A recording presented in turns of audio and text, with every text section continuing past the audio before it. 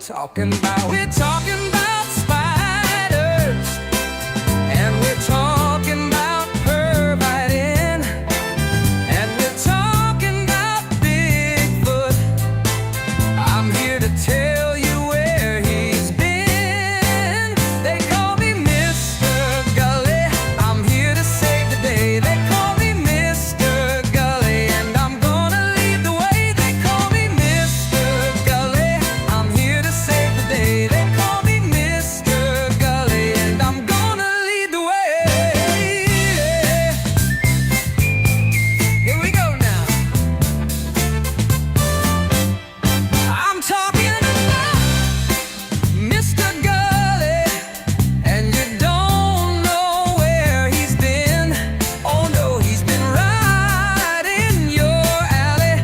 Well, I'm Mr. Gulley, yes I am. So what we talking about? We're talking about spiders, and we're talking about pervitin', and we're talking about Bigfoot.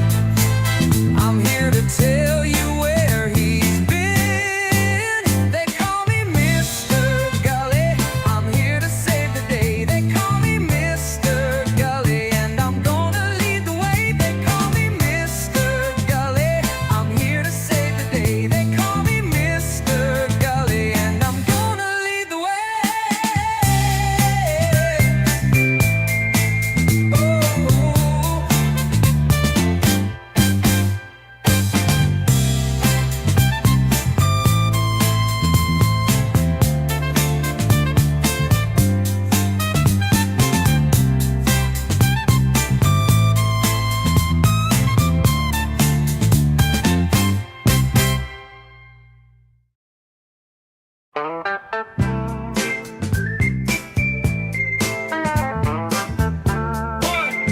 One, two, three, four. They call me Mr. Gulley. I've got something for your ear. Now it might sound kind of funny, but I'll make it very clear. So what we talking about? We're talking about spiders, and we're talking about pervitin', and we're talking about Bigfoot. I'm here to tell you where he's been. They call me Mr. Gulley. I'm here to save the day. They call me Mr. Gulley, and I'm gonna lead the way. They call me Mr. Gulley. I'm here to save the day. They call me Mr. Gulley, and I'm gonna lead the way. Here we go now. I'm talking about Mr. Gulley, and you don't know where he's been. Oh no, he's been right in your alley.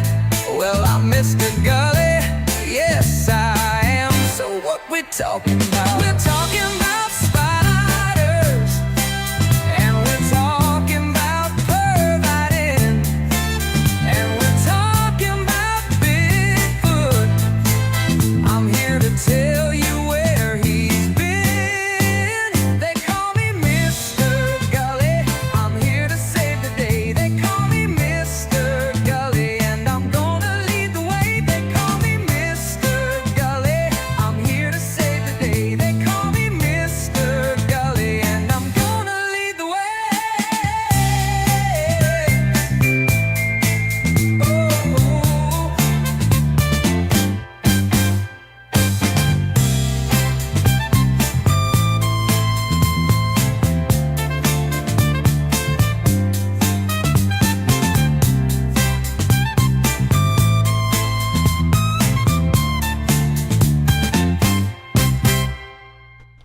Hey everybody, what's going on? What's hot? What's hip? What's happening? What is shaking on your Friday? Gosh, we love these Friday shows. Tonight, let me tell you about something that's very, very, very tragic and happened about 40 years ago, and that is the Bradford City Stadium fire. It's a story that resonates through most of Great Britain. Oh, good. I'm frozen again.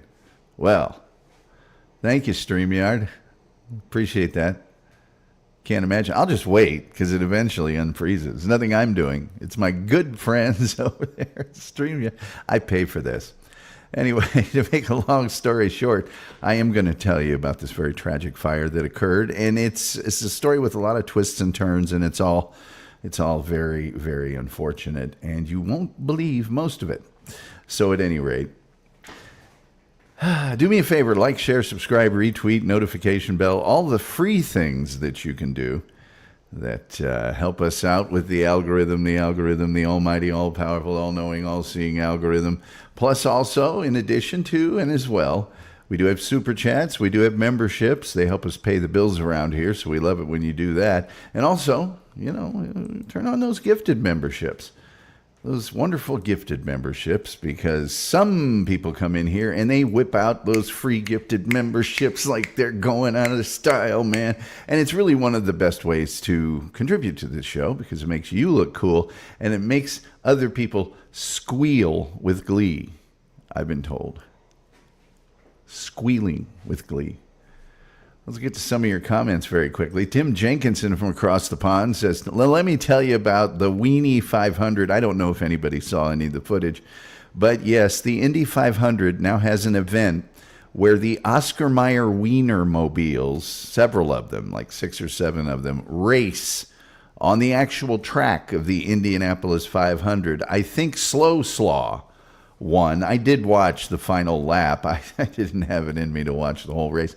It's interesting, too, because I don't know if they still do it, but this used to be one of the coolest things. I grew up in Indianapolis, been to the 500 30 times anyway. And one of the events, because they call it the month of May, there's things going on the whole month of May for the Indianapolis 500, leading up to the Memorial Day race, which will occur Sunday this year. They would race trolleys. They have trolleys that are on wheels in Indianapolis. They're not sort of like a city bus, but they're just very antique looking. They're kind of cool. At the very center of the city of Indianapolis, they have what's called the Circle. The 4 main, streets are north, south, east, west. And they meet in the dead center of Indianapolis, the dead center of the state, actually. There's a giant soldiers and sailors monument there, and there's a circle at the very, and they would race these. Yeah. But I'm leaving out the best part. They would be raced by the 3 drivers on the front row of the Indianapolis 500 starting grid. So the 3 best drivers that qualified for the race would actually get behind the wheel and race these things. And I have to tell you, on more than one occasion, you could see the city fathers sitting there just biting their nails because these guys were taking it seriously and were passing each other. There could have been a smash up. But the Weenie 500 occurred this year, and I guess Tim Jenkinson got to see it. And I think it's a little ridiculous, and it probably was sponsored by, Oscar Mayer or somebody, but they had it, and it was fine. Gene1313 has joined us again. Hello to Mr. Gulley. Hello to you, Gene. Always very, very nice to see you. Luigi Greenberg is here, a new follower of the show. We're always a little suspicious of the new followers, but we're always very, very, very happy to welcome them to our little group. So you've been given a pass. Don't screw it up. Anyway, people saying hi. We do have the most cheerful chat room on the internet. It's verified by independent sources. Dupa is here. Can't do a show without her. She says hello to me and to Gene. People saying hi. Metal Maiden Vicky is here. Ladies and gentlemen, I am going to announce something here that I'm very sad to hear this. Very sad. And that is that SonicAsylumRadio.com, after 13 years of absolutely spectacular programming and service to the metal community, will be shutting down officially, I believe, on June 1st. The very last, at least in this iteration, version of Metal Maiden Vicky's Metal Euphoria will be airing tomorrow, May the 24th, 3 p.m. Eastern to 8 p.m. Eastern time on sonicasylumradio.com, the website. I'm telling you, I'm going to tell you right now, I'm going to set my alarm right now. See this? It's my phone. I'm setting the alarm, and I'm creating a 2 o'clock time. I'm going to be, because I'm in Central Time Zone. So 2 o'clock, there it is. Is that right? So there, I'm not lying. There it is, 2 o'clock. I've set the alarm. I am going to be there for this final show. And apparently she has some surprises and things for us. I am very hopeful that not only Metal Maiden Vicky, although especially Metal Maiden Vicky, and some of the other programs there evolve to another way of presenting what they do, because what they do is absolutely amazing. I understand that there are some reasons that are beyond anyone's control, and it's very understandable. I don't know what they are, but I take them at their word.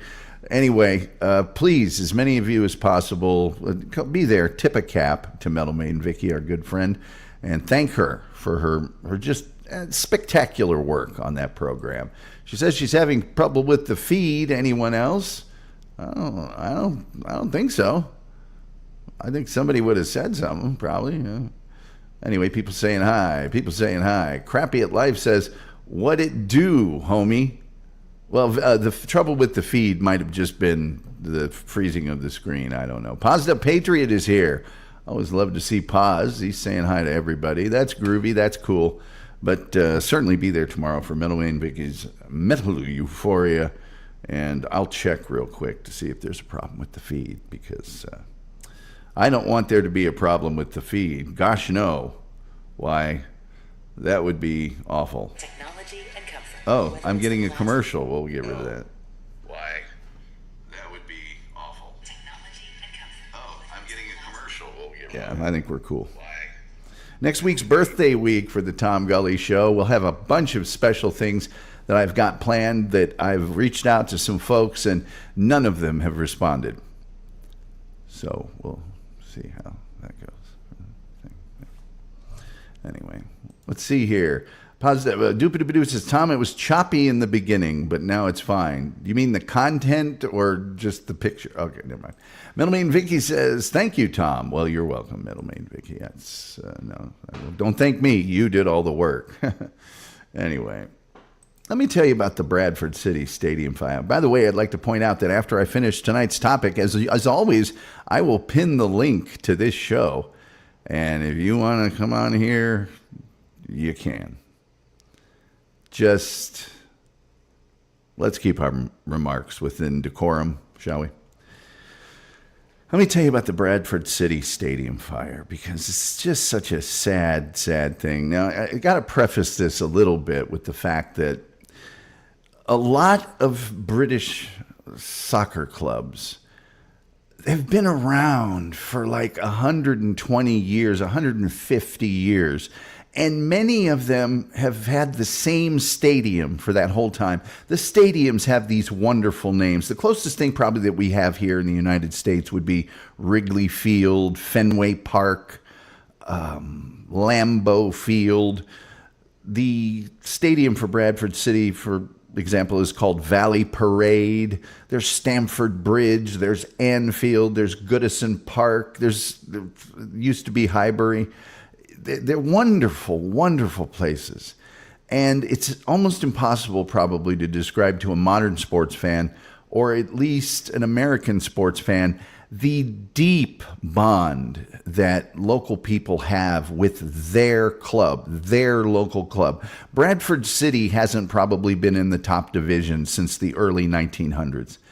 Or it's been a long time. They played in the third division, the second division. This year, they were promoted, I think, from the fourth division to see League Two is fourth. They promoted to League One. And it doesn't matter. Their town loves their club. This is a photo of Bradford City and Valley Parade in the 1980s, and you can't make out the stadium that much in the back, but it's basically there's the front rows sort of the stadium, and then the stands, the sitting area, and then a large overhang. You'll be able to see it much better in just a few moments, but it's a devotion. They don't care that their team is in a certain spot or in a certain league. It's their team, it's their club, and they're do or die. It's theirs. The local lads play on the teams many times, and so some of the players actually sat in those stands growing up. And so with that in mind, this tragic event occurred just a little over 40 years ago on the 11th of May, 1985. It was an old stadium. It was known for being antiquated. It was, well, part of the charm of that particular stadium. However, Valley Parade was built nearly 100 years before this tragedy occurred in 1886 and was initially the home ground of a rugby team. But in 1903, the Bradford City Association Football Club started playing their home games on that ground. Now, the playing area and the stands were super basic, but it could hold 18,000 spectators. All right? And when it was first built, there was no covering for those stands. They eventually, in 1911, got a stand over the grounds, and they could seat about 5,300, a room for a further 7,000 standing in the front. It was described at the time as a mammoth structure. But as time went along, there were changes. The stands themselves remained pretty much unaltered by 1985. There was also somewhat of a problem in the fact that this particular ground had stands that had a gap between the stands and the ground below. It wasn't cement or any solid type of structure. And over the years, people would litter beneath these stands. And the club had been warned a few times by the county engineer and other people, even the football association and the city council, that, hey, the litter, something's got to be done about that. It wasn't like there was just trash roaming around the club. It was under these stands, okay? And even the roof was made of wood. The stands were made of wood. But the team had planned in the off-season to get steel for the roof, and they were planning on making those upgrades. Now, one of the most tragic things about this day was that particular season had been one of Bradford City's most successful seasons ever. Okay? By the way, Bradford City, known as the Bantams, that's the reason for my name at the bottom of the screen. And they were about to win. They'd already won it the previous week, but they were awarded the trophy. This is our last game of the season. They'd mathematically won the trophy the week before. And this is just tough. They won the league trophy. Okay? And so they were going to be promoted to the next higher league. So before the game even started, this was a game people came to celebrate this great success. Last home game of the year. And they got the trophy for winning that league that season. They're going up to the next flight the next year. That's a huge, huge thing. They got the trophy. There's huge amounts of celebration. There were about 11,000 people there, which was about double the season's average. And there were, of course, fans for the opposing team there as well. There were local dignitaries. There were guests from some of the twin towns. Every town has like a sister city. So there were guests there from Belgium and Mönchengladbach and Hamm in West Germany. There was a souvenir issue of the local paper that was issued that day entitled Spit and Polish for the Parade Ground. And it detailed a lot of the safety work that would be carried out at Valley Parade as the result of the club's promotion into the higher league. And steel was going to be installed. The wooden terracing was to be replaced with concrete. They were going to spend about 400,000 pounds, which is about $1.5 million today.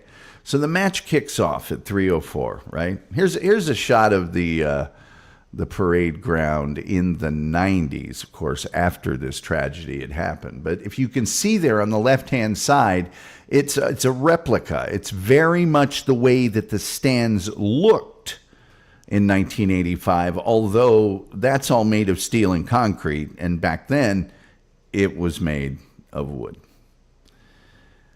Match kicks off at 3:04. 40 minutes after the first half started, the score was 0-0. The game wasn't a very good game. It was described as a very drab affair.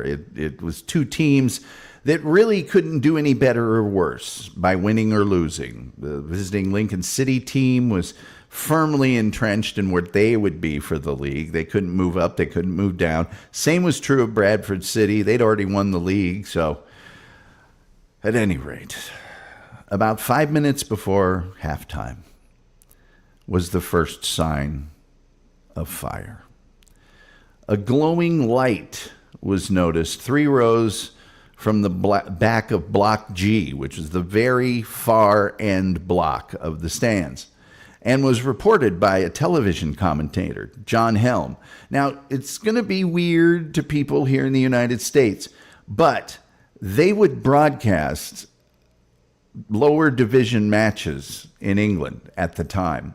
It'd be like a minor league baseball team having its games on television, which is very rare in the United States, unless it's on cable somewhere or something like that.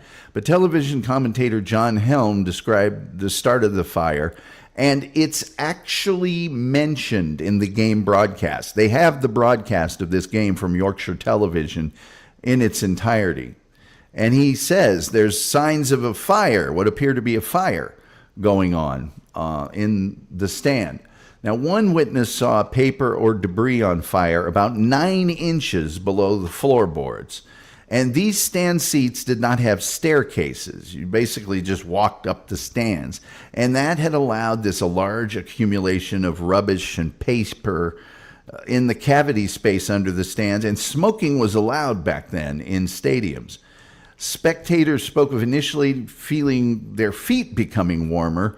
One of them ran to the back of the stands for a fire extinguisher but didn't find one. A police officer shouted to a colleague for an extinguisher, but the fire brigade was instead radioed, which ended up being a good thing, as good as it could be, because what happens next is absolutely shocking. The call went out at 3:43. Okay, this fire escalated extremely rapidly. Flames were visible almost immediately. Police sprang into action. They started to evacuate the stand, but as the blaze spread, the wooden stands and the roof, which were covered with layers of highly flammable roofing felt, this stuff they put on the roof it was bituminous. It was there to sort of deaden sound and things. Quickly went ablaze. Burning timbers and molten materials fell from the roof onto the crowd and seating below, and dense black smoke enveloped a passageway below the stand where many of the spectators were trying to escape. One eyewitness, Gary Mitchell, told the BBC, "It spread like a flash. I've never seen anything like it. The smoke was choking. You could hardly breathe." As spectators began to cascade over the wall, separating the stand from the pitch, the linesman on that side of the pitch informed the referee of the match to stop the game. It only took 270 seconds for the entire stand to burn down. And here's a shot of it. I'm not going to show you any but this picture of the stands burning down. This thing, 270 seconds. I mean, think about it. That's less than 4 minutes. And if you see the lip of that stadium, that wall that separates the field from the stands, it was a very strange setup. It was only about 2 feet to get over that wall, the way it was positioned on the field. But before that 2 feet was sort of an 8-foot drop to get to the 2-foot part. So people running to try to get onto the field had to be pulled up. They couldn't just jump over the top of it. No human could do that. Meanwhile, that fire is directly on their back. So the folks that ran toward the back and the passageways that tried to escape were confronted by black, choking smoke that you couldn't see through and you couldn't breathe through. Also, the turnstiles were locked, which was a common practice in stadiums at the time, to lock them so that people without tickets could not get in. Well, no one could get out either. No one could get out either. There were no extinguishers in the passageway for fear of vandalism, and one spectator ran to the clubhouse to find one but was overcome by smoke and impeded by others trying to escape. Supporters either ran upwards to the back of the stands or downwards to the pitch, the playing field, to try to escape. The stand had no perimeter fencing to keep fans from accessing the pitch, which also very common and played a big part in another tremendous stadium disaster that we covered here on the show. The unfortunate events that happened at the FA Cup match between Nottingham Forest and Liverpool at Sheffield United at Hillsborough. But that difference in the wall was probably just as bad. Okay? So footage of the accident shows levels of confusion among spectators. While many were trying to escape or cross the pitch to the relative safety of the neighboring stands, other spectators were observed like not knowing what was going on. They were just running out onto the pitch and glad to be there. Most of the exits at the back, as I mentioned, were locked or shut. There were no stewards present to open them, but 7 of them were forced open or found open. 3 men smashed one door, and at least one exit was opened by people outside, which again helped prevent further deaths. At the front of the stands, men threw children. They were throwing children over the wall to help them escape. Most of those who escaped onto the pitch were saved. Anybody that went onto the pitch, one exception was a gentleman who managed at the very end, probably not shortly after this point, to get onto the pitch, but he was completely engulfed in flames and ended up perishing later on at the hospital. People who had escaped the fire tried to assist the fellow supporters. Police officers also assisted in rescue escapes. One man clambered over burning seats to help a fan, as did one of the players. One of the players is shown in this BBC footage, Yorkshire television footage. One of the players, John Hawley, was in just ripping people out of the stands. But even he said at a certain point, I couldn't stay there anymore. The heat was just too great. One officer led fans to an exit only to find it shut down and had to turn around. The Bradford City coach, Terry Yoreth, a very, very, very decorated player, Welsh player, ended up coaching Wales later on, had his family in the stands, and he ran onto the pitch to help evacuate people. Another player went into the office space to ensure there was nobody there. One fan put his jumper over another supporter's head to extinguish flames. Those who escaped were taken out of the ground to neighboring homes and a pub where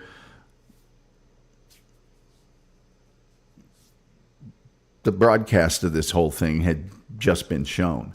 And there's a wonderful documentary about this, if anything could be called wonderful, from this event by ITV called Never Forget. There's 4 different half-hour installments, and the BBC just did another documentary about this 40 years later called Unforgettable. I saw the ITV one, and one of the elements that they covered in some detail were the people whose homes, and if we were able to sort of pan out, maybe one of these pictures will show it, this one here perhaps, you can see homes and buildings through the gaps in this stadium. That's very common in small clubs, and it's actually common for some of the bigger club stadiums. So when people came out onto the streets, the neighboring townspeople took them into their homes and rendered aid to these people.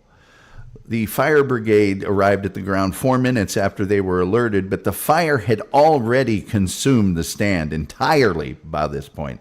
And there was just huge flames, dense smoke. Many supporters still required rescue from the stand. They were unable to immediately start fighting the source of the fire. They were treating people. The fire destroyed the main stand completely and left only unburned seats, lamps, and metal fences. Some of those who died were still sitting upright in their seats, covered by remnants of a tarpaulin that had fallen from the roof. Police worked until 4 a.m. the next morning under lighting to remove all of those unfortunate people. Within a few hours of the blaze starting, it was established that 56 people had been killed.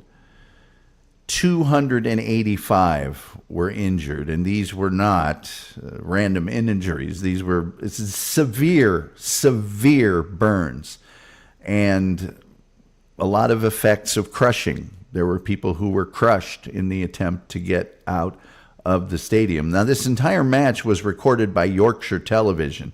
Yorkshire Television was a regional sort of television network for its regional edition of the ITV Sunday afternoon football show called The Big Match. Uncensored footage of the fire was transmitted minutes after the event on World of Sports and the BBC's Grandstand after the video cassette was physically driven to Yorkshire Television. Of the 56 people who died in the fire, 54 were Bradford supporters, and 2 people who were supporters of Lincoln City. Those 2 supporters actually were in charge of the bus that went up to Bradford City from Lincoln. They included 3 who tried to escape through the toilets, 27 who were found by exit K, which was locked, and turnstiles 6 to 9 at the rear center of the stands. 2 elderly people had died in their seats. Some had been crushed, as I mentioned, as they tried to crawl under the turnstiles to escape. One retired mill worker made his way to the pitch but was walking around on fire from head to foot. People smothered him to extinguish the flames, but he died later in the hospital. Of those who died, 11 were under 18, 23 were aged 65 or over. The oldest victim was the club's former chairman, Sam Firth, aged 86. More than 265 supporters were injured.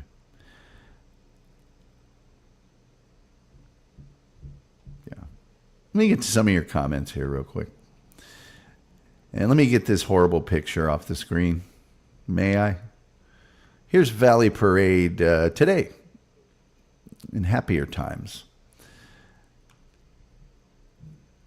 Let's see here. Where am I at?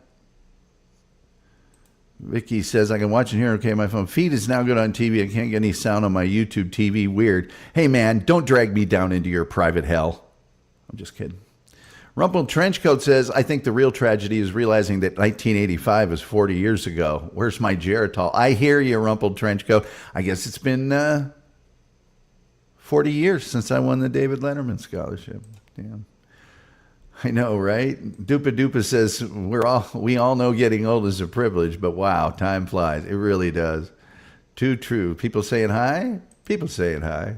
Horrible image. It really is. And if you see the footage, and you can see it on YouTube. That Never Forget 4 episodes is on YouTube right now. So just type in Never Forget Bradford City Fire. I'm sure it'll come up. And if you see it, it is alarming at how quick this happened. And as these things generally occur, at first, people are alarmed, but they're not moving with a great deal of speed, because who would think it would spread that quickly? And it did. It just did. I remember that day, says Kramer. Okay. Do you think this was a false flag? No, I do not. Positive Patriot.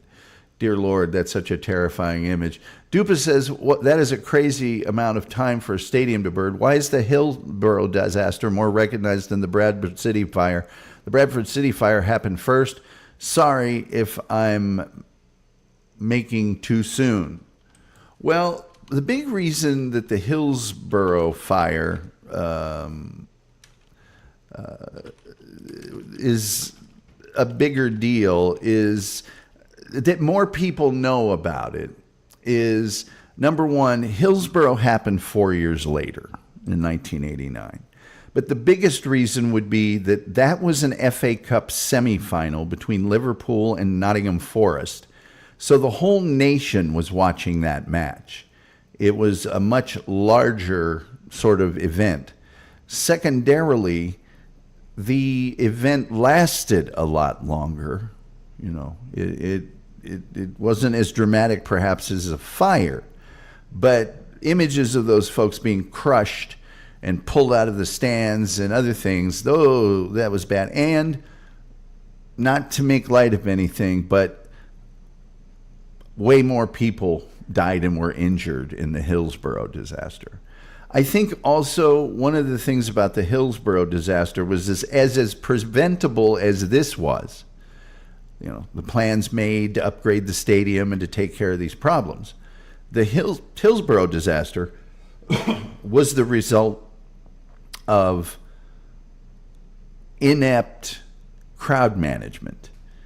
In other words, they'd had matches there for forever. Mr. Dunkelfield, I believe his name was, who took over for the former police commissioner, had never done these stadium type things, and he did everything wrong. He opened the gates improperly. He opened them late. A lot of things wrong. So the Hillsborough disaster, you know, believe me, in England, both of them are very well known, very well known. But Hillsborough was Liverpool at the time, arguably the best team, not only in England, but the world. And Nottingham Forest, who at the time were just 7 or 8 years from back-to-back European championships. It was two gigantic teams. So, I mean, who wants to get into a measuring contest of tragedies of this nature? But that would be my take on it. Tim Jenkinson may have some additional types of commentary on that. Sorry if I missed this, but what started the fire? Well, that's a matter of some contention. They're almost certain that it was a cigarette. However, whose cigarette and when is a matter of contention. There were 2 spectators that saw a gentleman put his cigarette on a floorboard, and he tried to stop it with his foot, but it went down into that rubbish and paper waste. And some people poured coffee on it and sort of said, okay, we got it. But apparently they didn't. Some other people have alleged that a guy visiting from Australia was the one that was the culprit, but they've never really found out.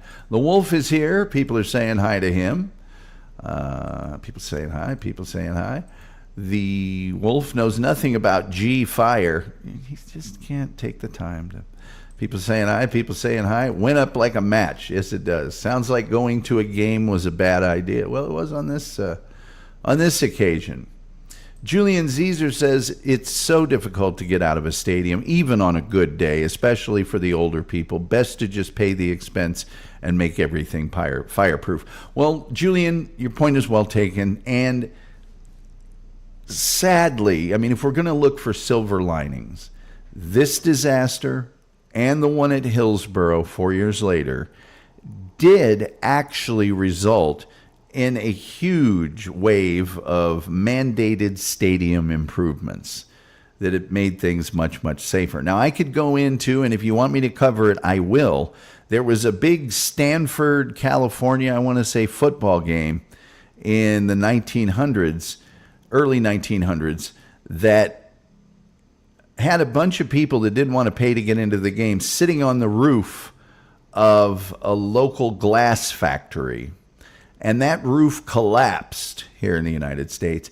And dozens of people collapsed through the roof, some of them onto hot boilers and things. It's horrible. So, I mean, this happens elsewhere as well. But people saying hi, yes, a cigarette. Doopa says, Tom, thanks for the explanation. Sorry for the grammar. I was typing as fast as I could at the traffic lights. Oh, now that's okay, Doopa. I didn't notice that much grammar problems there. Metalman Vicky says, do people think the Australian guy did it on purpose? No one says that anything was done on purpose. Not anywhere ever thought that that's what had happened. It was thought to have been an accident. The Wolf says, must have been the Ball State firebug. Well, the Wolf loves talking about the Ball State firebug. I think they eventually figured out or pinned it on Joe Mumpower. I'm not sure about that, but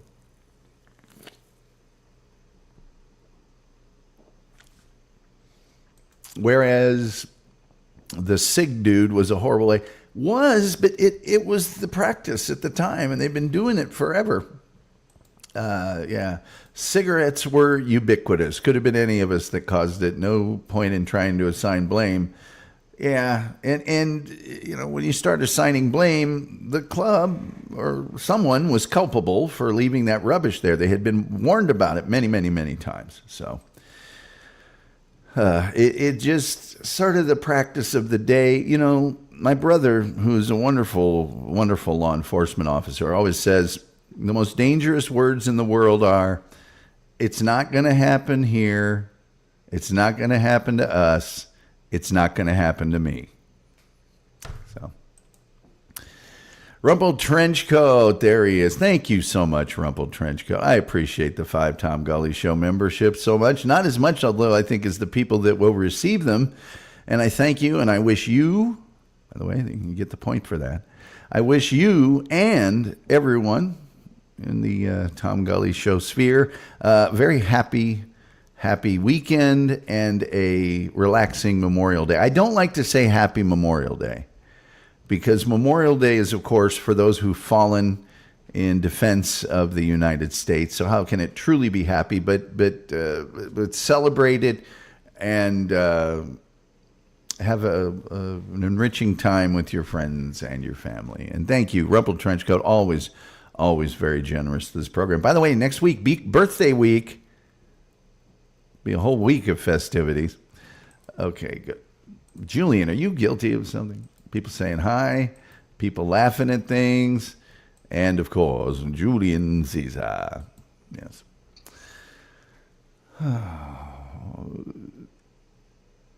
I'm not going to get into the treatment. I will tell you that as he started receiving the injured at Bradford Royal Infirmary, Professor David Sharp was able to call upon 10% of the UK's population of plastic surgeons to arrive at the scene. And he actually developed something called the Bradford sling, which applies even pressure across sensitive areas. The sling is now used internationally in the treatment of burns. So there's another silver lining thing that happened. Immediately after the fire, Professor Sharp planned and treated the injuries of over 200 individuals, with many of the experimental treatments that he had pioneered being used.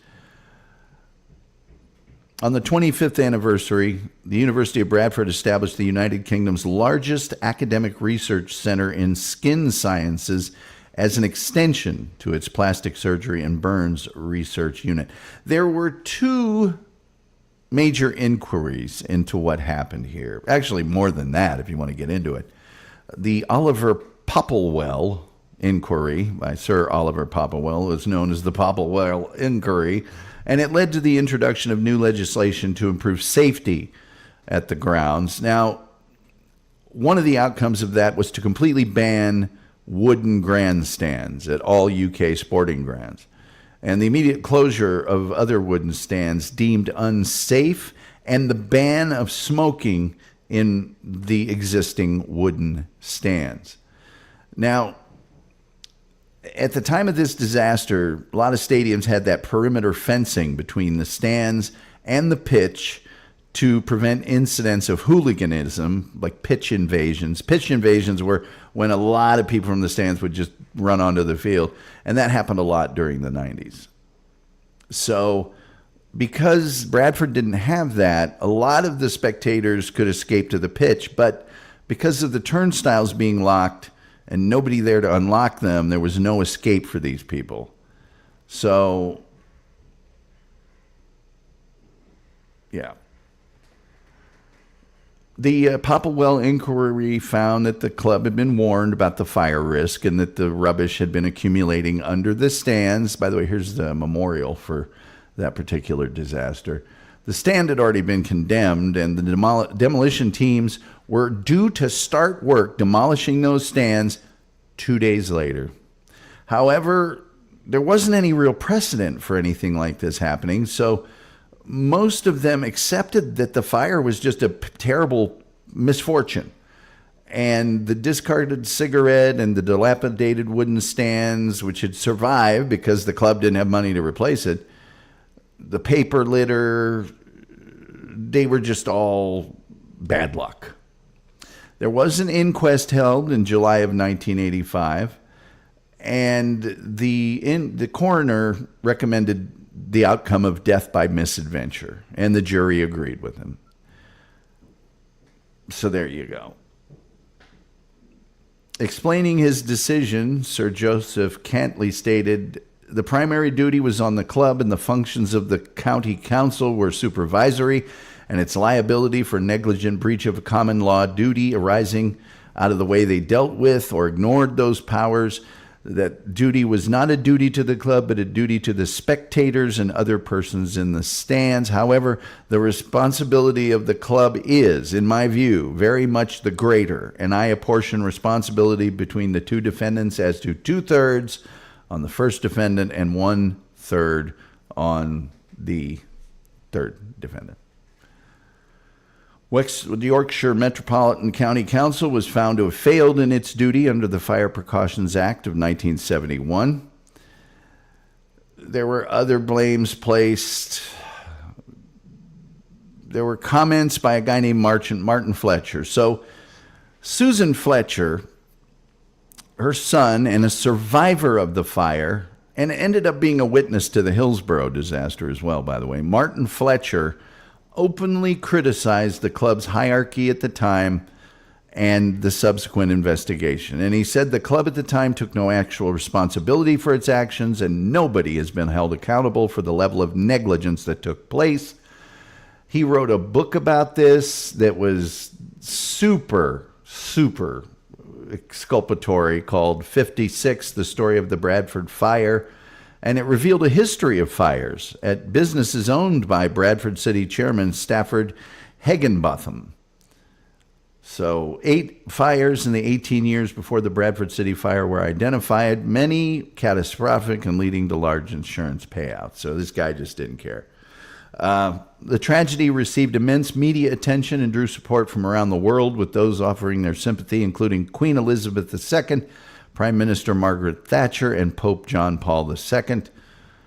Other very prominent politicians and world figures also expressed their sorrow. The club's chairman, who I mentioned earlier, Stafford Higginbotham, said, "It was to be our day," because of all the celebrations, because of the club's promotion.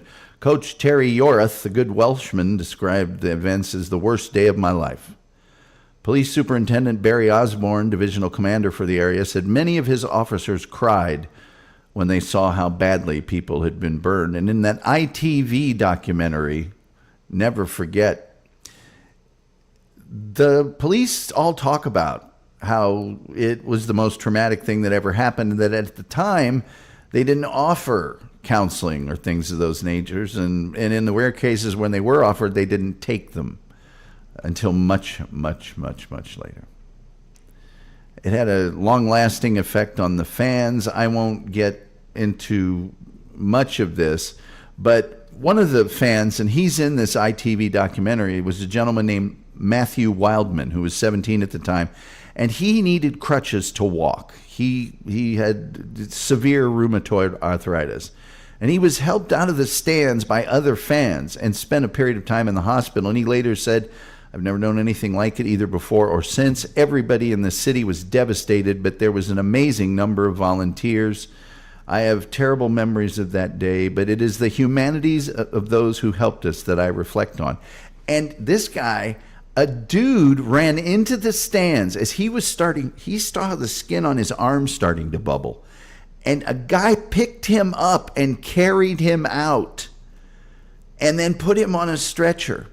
And they were stretchering him out, and the stretcher didn't have any belts or anything on it.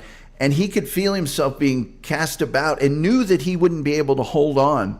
And at one point, he toppled out of the stretcher and was put back in very quickly. And when the guy who pulled him out of this fire finally met him at the hospital, Michael Wildman told him, he said, I fell out of the thing. I'll never know who put me back. And he said, it was me. I was with you every step of the way. And there were many stories of that nature, just of people's absolute bravery and humanity toward their fellow man. The Bradford Disaster Appeal Fund, set up within 48 hours of the disaster, eventually raised what would be about $13 million today.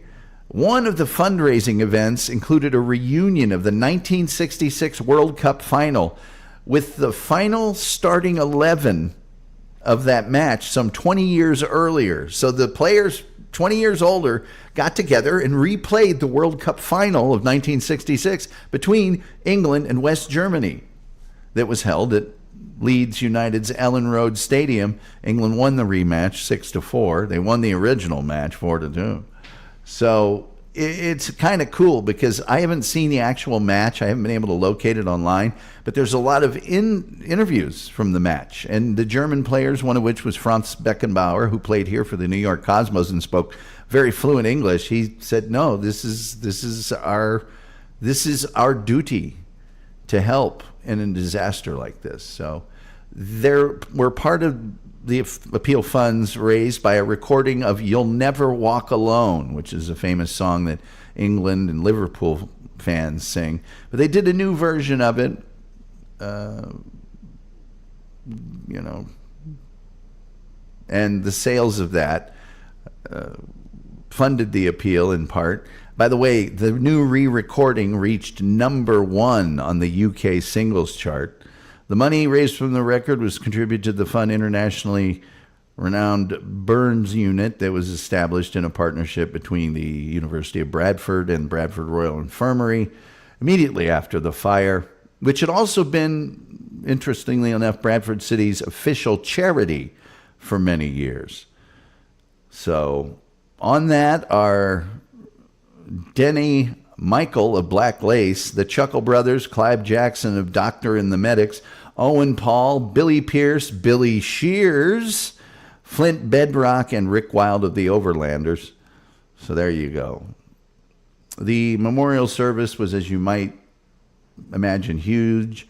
At Valley Parade, there are now 2 memorials. One, resituated to that end of the stand where the fire began, is a sculpture donated on the initial reopening of Valley Parade in December of 1986. The other, situated by the main entrance, was donated by the club after its £7.5 million rebuilding of the original main stand in 2002. So it has a black marble fascia on which the names and ages of those who died are inscribed in gold. And it has a black platform made of marble on which people can leave flowers or mementos. So there you are. Commendations for police officers: Constables David Britton, John Richard Ingram, and Chief Inspectors Charles Frederick Mawson and Tarek Michael Slocum, and 2 spectators, Richard Guff, and David Hustler, were awarded the Queen's Gallantry Medal for their actions. Several others were awarded the Queen's Commendation for Brave Conduct. And in total, 28 police officers and 22 supporters were publicly documented as having saved at least one life, and they later received police commendations or bravery awards. Bally Parade grounds have been redeveloped. The fire has been dramatized or published in many works. In 1986, the year after the disaster, Yorkshire Television aired a documentary presented by John Helm entitled Bradford City, A Year of Healing. And it highlighted the, poison pen letters and graffiti targeted at the club chairman, Stafford Higginbotham, over accusations that he was in some way responsible for the deaths. Paris Woods Press published 4 Minutes to Hell, the story of the Bradford City fire by author Paul Firth. And another book, 56, the story of the Bradford fire, was written by Martin Fletcher in 2015. That book actually got a lot of new inquiries and other things going. As I mentioned, in May of 2025, just a few days ago, I guess, the 40th anniversary of the incident, a documentary called Unforgotten, the Bradford City Fire, was released by BBC. I think the one that I saw was by ITV, and it's titled Never Forget. And I highly recommend it. It's 4 half-an-hour-long episodes, so yeah, you can check that out. Anyway, that's all I'm going to go into on this. It's just a tragedy. And just if you can imagine, just 270 seconds. Just imagine trying to clear an entire stadium in 4 minutes. It's just not going to happen. So, anyways, why don't I get to some of your comments here? And then I'll put the link up, and anybody that wants to come on in can. Please like, share, subscribe, retweet, notification bell. Those are free things you can do that help us with the almighty algorithm. And we do have super chats and memberships, and that helps us pay the bills around here. Turn on your gifted memberships. It tells down there. You just saw the man, the myth, the media legend, Rumpled Trenchcoat gift 5 memberships. He's just such a generous guy to the show here. And so appreciate him being here. Even if he didn't donate a dime, he's funny as heck.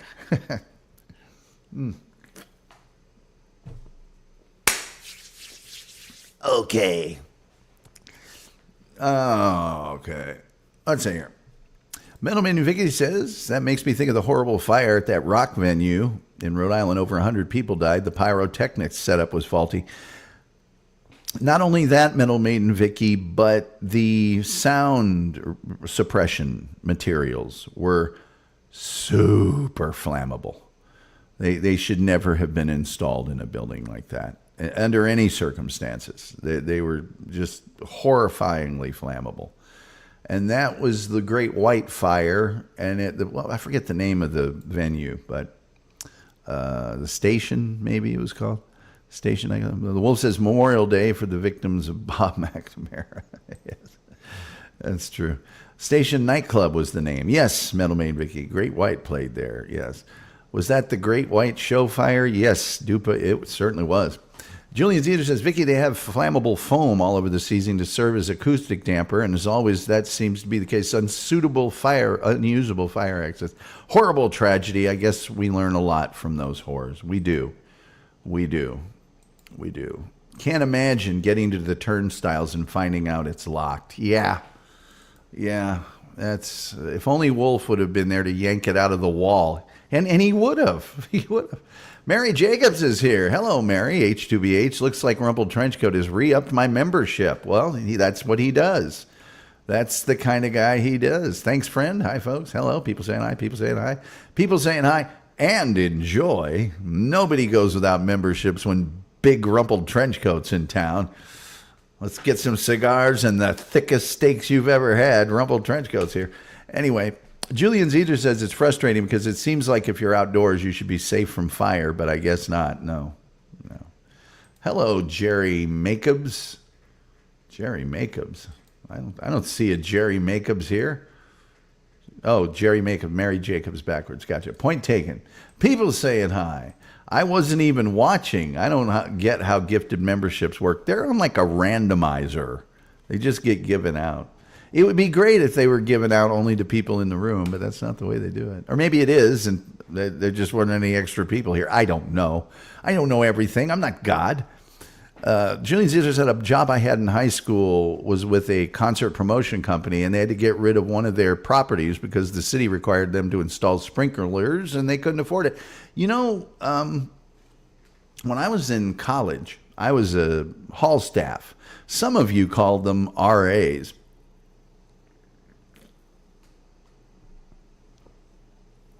But they were student staff. And we had a small fire in our trash room. Now, it was confined to just one trash can. This trash room was made totally of concrete and surrounded by concrete. Okay, there was no anything else that was going to burn. It wasn't going to escape that room. It wasn't going to get out onto the carpet. Nothing like that was going to happen. That being said, just the smoke from a not very big fire. I mean, the trash can was only about halfway full. But just the smoke from that filled those hallways up. And I mean, within less than 60 seconds, the entire hallway was filled with smoke. Both hallways. And the people couldn't see. You know, it doesn't take long. Mary Jacobs says, not that I'm ungrateful. No, you're very grateful, Mary. Everybody knows that. Julian Caesar says, I think the more you chat, the more chance you have of getting gifted. The more you chat. Well, maybe. I hope there's some sort of algorithm. Oh, well, I do yap a lot. That's fair. I wouldn't say yap. Big money trench coats over here. Zoopadoopadoo says, Julian, a few months ago, an apartment building in my neighborhood burned to the ground. No sprinklers or fire alarms on the second floor. Not sure how the owners got away with it. A fire at Ball State? Impossible. You know, at Ball State, if there was a fire drill or even a fire alarm got pulled during the winter, you didn't want to be out there. The first time I went out, I didn't wear shoes. And it wasn't even that cold out, really, but my feetsies were on the tarmac, and they just were so cold. But the one good thing about a fire alarm or a fire drill, say at 2 a.m. at Ball State, was that, you know, the girls' halls were in your dormitory building, too. And so you got to, because they weren't dressed with all the, Dupa says, I guess no inspections. Or a lot of times they do inspections and they say, you got to do this, this, this, and this, and then they just never do it. Here you go, Mary. My feetsies, my poor little feetsies, yeah. Doopadoopadoo says, Julian, you have to have an inspection, so how do they get away without an inspection? I'm thinking maybe it's who you know. It's who you know. They used to pull the fire alarms the night before midterms, finals in college, big joke. They used to pull them during sometimes. So the professor would be like, okay, just put your grades on the curve.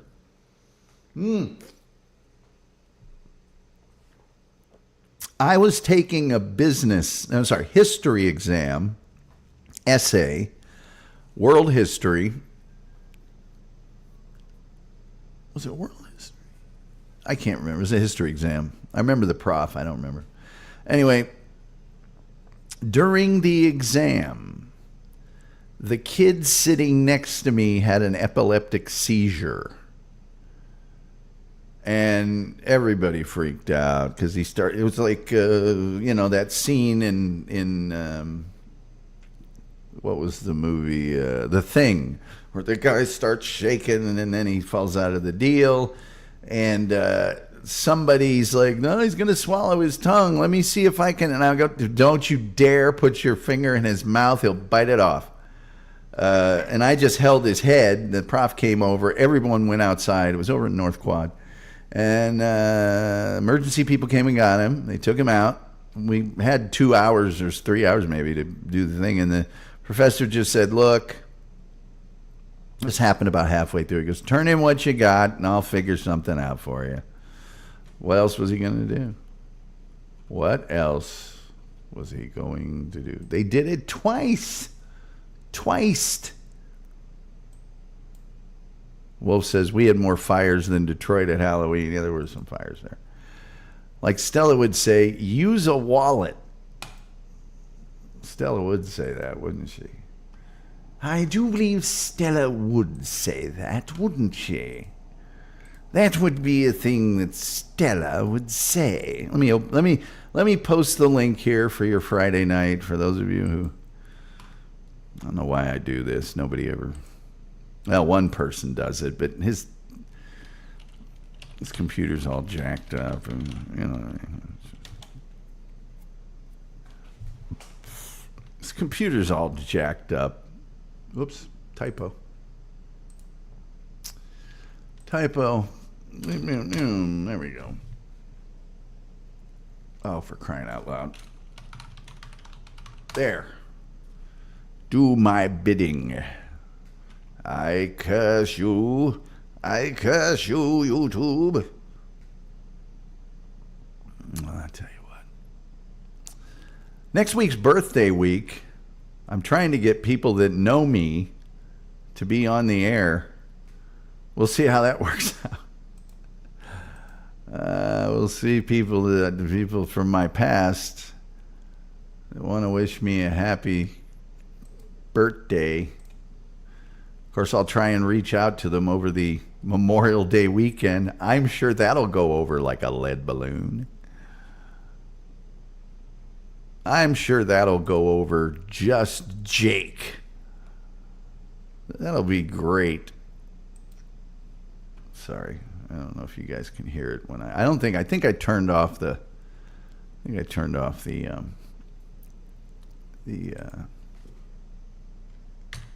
my Google Chromie. Mary, it's my birthday not this Saturday, but next Saturday. So we'll have a lead up, don't you know? A whole week of birthday pageantry. So let me see, what do we got here? Gosh, a lot of stuff. Well, anyway, I pinned the link. Let's see, big joke. Okay, here we are. Metal Maiden Vicky, and I'm going to mention it once again. Tomorrow, 3 p.m. Eastern to 8 p.m. Eastern, will be the final edition of Metal Maiden Vicky's Metal Euphoria, at least on SonicAsylumRadio.com. I know the folks that run that channel, they've all got stuff going on in their lives that right now have made it just a little untenable to continue with that 13-year effort. Man, am I sad to see them go. But I am confident that, and I'm very hopeful, that they will reappear to us in some form or fashion further down the line. So I set my alarm. You do the same tomorrow. SonicAsylumRadio.com, the website, and let's send our good friend Metal Maiden Vicky off in style. Metal Maiden Vicky says, one of the fire drills we had in the dorms at New Paltz was like at 3 a.m. on a Saturday night. My roommate had some friends visiting from Long Island. The guy was a hair metal band and finished a gig earlier that night. Just finished a gig earlier that evening, had long blonde hair and tied it pink for the show. Hey now. Julian Caesar says, one fire alarm freshman year, the RA found some guy hiding in the closet because he didn't want to go outside in the cold. Well, you know, Julian Caesar, I knew another guy that used to do that once in a while. I'm not going to mention his name, but it was my job when I went into the dorm to check those closets and do that as the RA. And I just would be like, man, get down the stairs. Stay in here. Metal Maiden Vicky says, just finished a gig earlier that evening. Oh, I already read that. Oh my God, time is your birthday? That's next week, next Saturday, week from tomorrow. Vicky, please finish the story. Metal Maiden Vicky says, so everyone in the dorm heads outside and people were looking at him like, when in the heck did this guy move in? No one would admit to knowing you. you already have. Boom, psych, sick burn. Classic Gemini behavior. What do you mean classic Gemini behavior? And can we lay off the zodiological nonsense? Although you're a Gemini, well, of course. How come when I go interview for a job, people don't just go, hey, why don't you tell me what sign you are? And then we'll be able to figure it out. Such a, you know what it is? Such content creator behavior. I'm looking for any,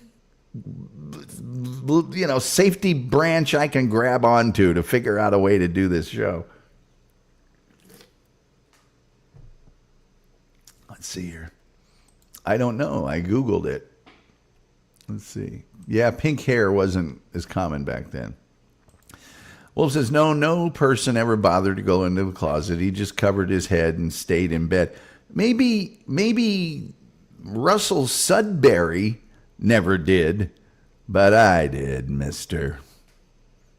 Yes, please. I am Cancer. Okay, Mary Jacobs, what sign are you? Oh, I know. It's the sign that thinks all the signs mean something. Got it.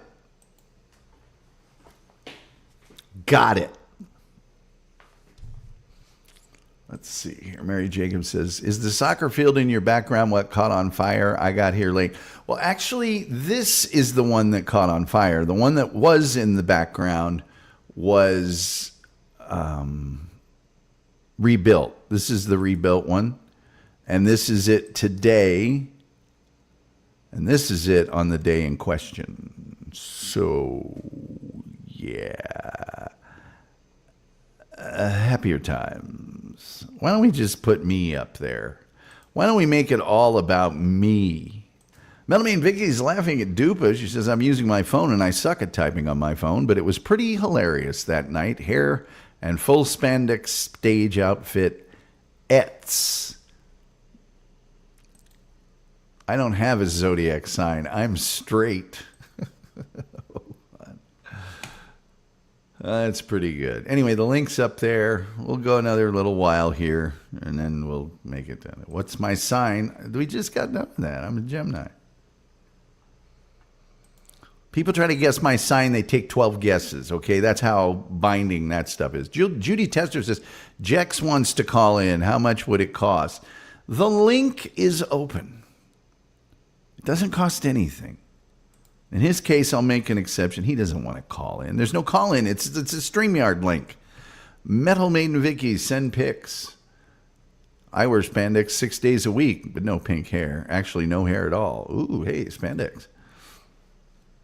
I don't know that I've ever worn spandex.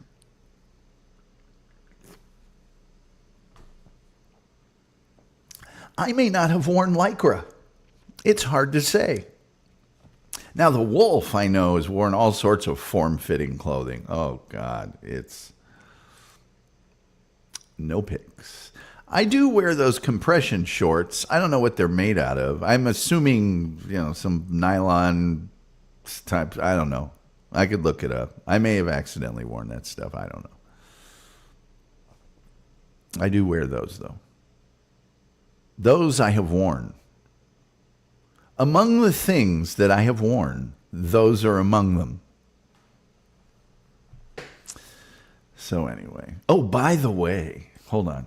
Julian Z says, I usually wear shorts over my bike shorts just to spare innocent bystanders the awful view. Julian, I do the same thing. I wear the compression shorts under my regular shorts. Well, that's if I'm playing or if I'm just wearing shorts in front of people in public. Hey, I'd like to point out that yesterday, I believe it was yesterday, Jim Irsay died, owner of the Indianapolis Colts. And I know you're not supposed to speak ill of the, Oh, hold on.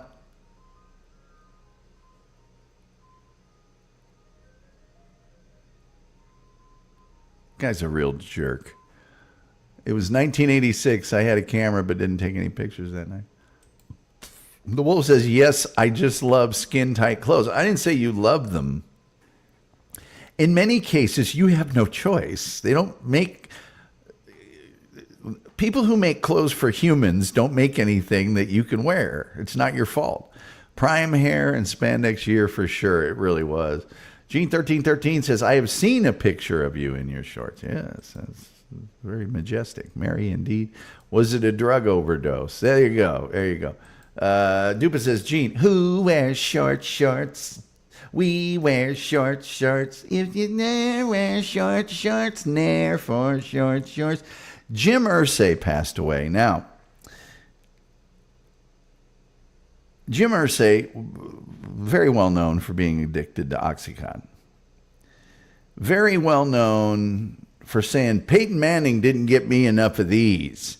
Very well known for being a rich kid. His dad was a bajillionaire, bought the Colts. Let Jim Irsay be the general manager for 2 years, the worst general manager in the history of the National Football League. I'm not joking. It's statistically accurate. Then he gets into the administration of the team. He's a guy that was born on third base and thinks he hit a triple. If I was to go down this one incident, let me just see here. ESPN, Jim Irsay, Shadow Life Girlfriend. Let me see if I can find this article. Yeah, The Shadow Life of Jim Irsay. Now, all these people in Indianapolis depend on Jim Irsay because he owned the Colts. And so they'll tell you, well, he gave some money to a children's choir and he's this and that. He also goes out and he buys all of these things because he's a rich kid and he wants to be cool. He got pulled over with $25,000, I think, dollars or Oxycontin. Let me get into this guy because, yeah, here, go read this article about he started doing drugs, Oxycontin and other forms of bad drugs with this chick. Had her as his side piece for forever. Found a new side piece, kicked her to the curb, but he bought her a condo where she overdoses. I mean, he's a horrible human being. Absolutely horrible human being. And he died, supposedly in his sleep in LA yesterday. And I'm just going to tell you, this stuff about this guy. Now, I have been in this man's company on way more than one occasion. Way more than one occasion, man. Way more than one occasion. Okay? Now, here you go. Let me get into this because now I'm worked up a little bit here.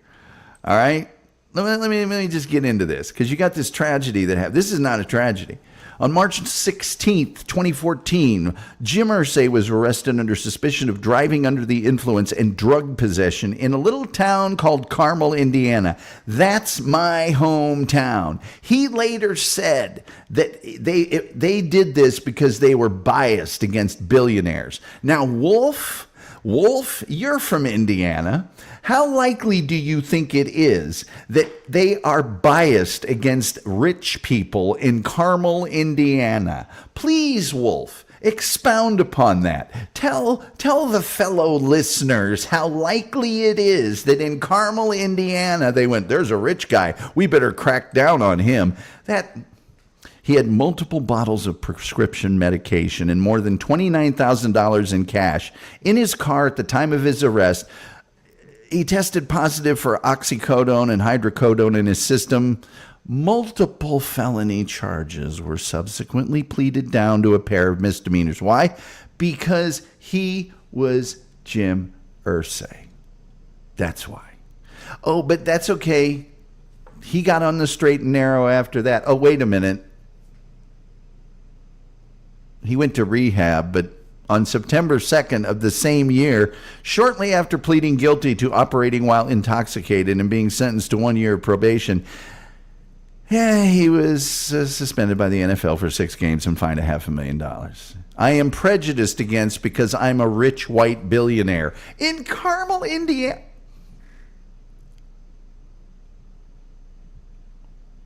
In January of 2024, Irsay was found unresponsive and struggling to breathe at home and was taken to the hospital on December 8th, 2023, he received a dose of Narcan, medicine that reverses an opioid overdose. So he clearly learned his lesson. Now,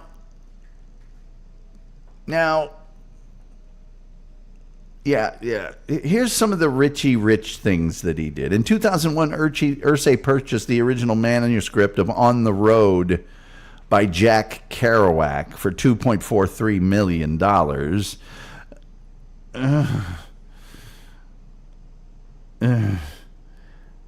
He's also purchased guitars originally owned by Elvis Presley, George Harrison, John Lennon, Paul McCartney, Jerry Garcia, Prince, Les Paul, and other notable performers. These purchases have set records. He bought the electric guitar that Bob Dylan played for just under $1 million. In 2017, he paid $2.2 million for a Ludwig drum set belonging to Ringo Starr. In June of 2019, he paid a record $3.975 million for a guitar known as the Black Strat, formerly owned by Pink Floyd guitarist David Gilmour. In May of 2022, he paid a record $4.6 million for the 1969 Fender Mustang, played by Nirvana's Kurt Cobain in the music video for Smells Like Teen Spirit. In 2023, he acquired the saddle used by Secretariat when he won the American Triple Crown in 1973. He purchased the boost Muhammad Ali wore during his famous Thrilla in Manila fight against Joe Frazier, the volleyball Wilson from the movie Castaway with Tom Hanks, and letters from Abraham Lincoln, George Washington, and Tom Jefferson. He just wants to sit around cool things that really talented people did, because he's not. He formed his own all-star band, did Richie Rich.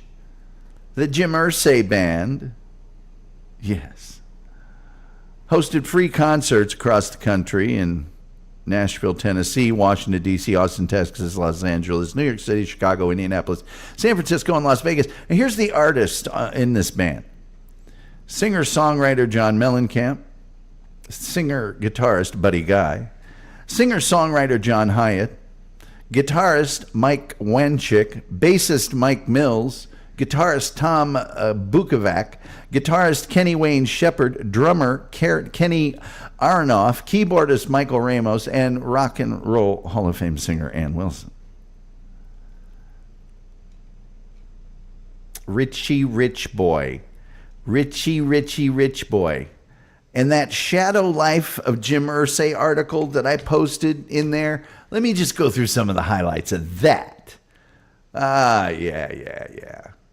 Kimberly Wundram's friends passed by the lilacs and lilies of other flowers she loved, but it was the blue oak orchids by her open casket, arranged in the shape of a horseshoe that stopped some cold. Jim Irsay, the 55-year-old owner of the Indianapolis Colt, had sent the flowers.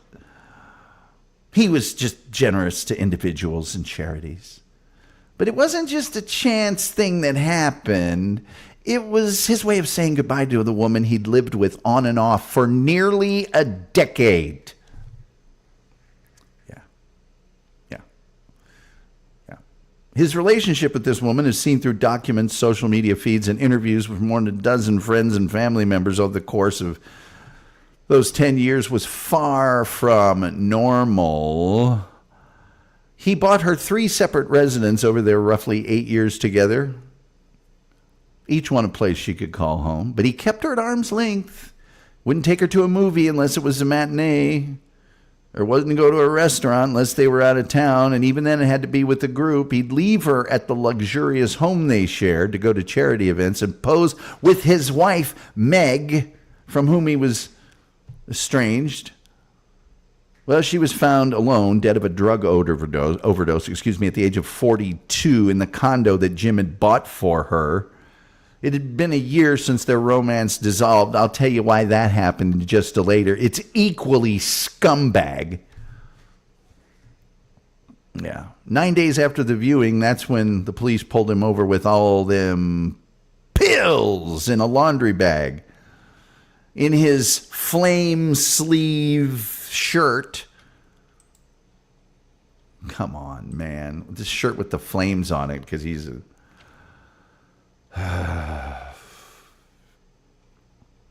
I'm not going to get into the specifics of all the times. He basically met her when she was a 20-year-old law secretary and started fooling her. And then for the 8 years, they were pretty much a couple. You know? Yeah. Yeah. Yeah. Yeah. Yeah. Let me find this here because it's so gross. Oh, okay. So in early 2011, why did he break up with this girl? In early 2011, Jim and Kim had begun to share their new home. He sent out one of the countless trivia questions to his hundreds of thousands of followers on Twitter. Among those who responded was a Jamie Martin, a married mother of 3 from Martinsville, Indiana. Jamie's Twitter photo shows the former bathing suit calendar model in a black dress that highlights her long red hair and athletic frame. According to her then husband, Greg Martin, she received a private message that led to a liaison with Ursay. Yes, when her husband, Greg, a real estate appraiser, learned that his wife was having an affair, he responded by posting a barrage of tweets that were remarkable for the fact that they seem to have gone genuinely unnoticed. In a series of tweets between October 8th and November 25th, 2011, he wrote Ursay questioning his character. "Did you have a good time last night, homewrecker?" On November 24th, with the Colts on a 10-game losing streak, he wrote to Jim Irsay, "Don't feed your line of home wrecker. Go ruin another family." The next day he tweeted to Jim Irsay, "Did you wreck their home too?" He hasn't tweeted since. So he basically swooped in and stole this guy's wife with his dinero. The other woman, Kim, well, her friends aren't certain whether she knew the extent of the relationship between Jim and Jamie, although Cohen recalls Jim asking more than a year later, "Why was I the last to know?" She started using drugs again, and Jim paid for another tour through rehab. I didn't go through all the parts where they were drugging it up together like crazy. He was an absolute snot gurgle of a human being. Just an absolute. I met him in person many times. He was absolutely vile. Vile in every way. He did not comport himself well. He was not a gentleman. He would say crude, awful things to people. One time said something to a girl. She was a girl. We were young that I was with. And I just looked at him and went, "Sure you want to go down that road, Chief?" Ugh. Just a complete. And Peyton Manning. I don't know if you guys remember the Indianapolis Colts before Peyton Manning. They were the worst team in the history of history. Peyton Manning comes along with Bill Polian and a lot of other smart football people that put the druggie to the side, and they start winning like crazy. What happens when Peyton Manning gets a neck injury? Jim Irsay says, "We need Andrew Luck. We got to get rid of this guy. He costs too much." And blah, blah, blah, blah, blah, blah. Kicks him out of town without getting so much as a kicking tee for him. Lets Peyton Manning walk out of town for nothing. Nothing. They didn't even get... Peyton Manning, he was washed up, remember? Well, he can't play anymore. We can't afford him. Nobody can win with that guy. He costs too much. He's over the hill. What did he do? He went to Denver and shattered every possible existing passing record. 55 touchdowns in a season, 1 billion yards. Goes to 2 Super Bowls, wins one of them. And what does Jim Irsay say about it? With the single Super Bowl victory he has as an owner, he goes, "Peyton Manning didn't get me enough of these."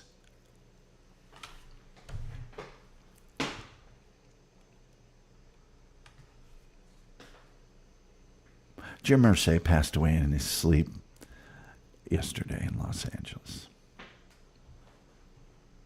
He died as he lived, completely asleep.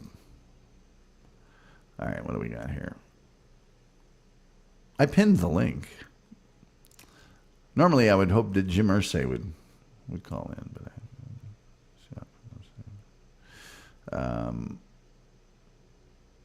My Gully, back in the day. I don't think I have that picture available. Well, if you really want to see that picture, what the heck?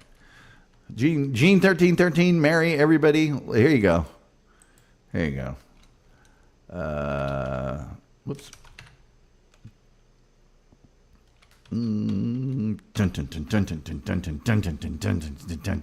Donna.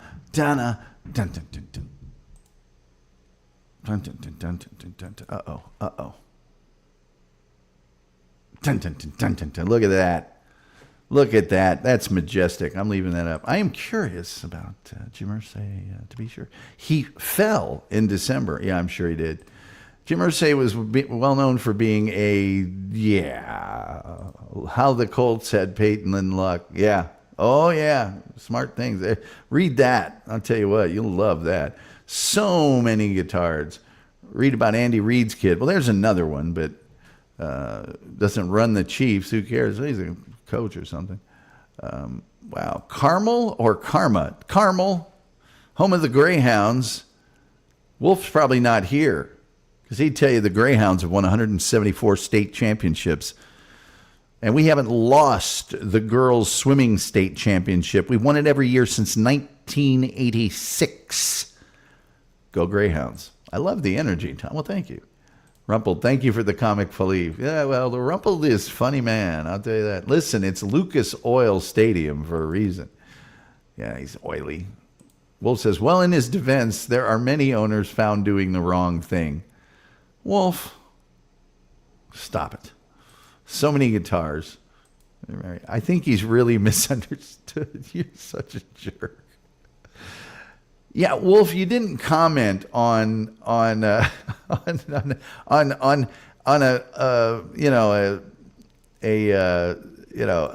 white billionaire in Carmel, Indiana, being discriminated against. But oh my God, I want the Secretariat saddle. That's so dope. It is Big Red.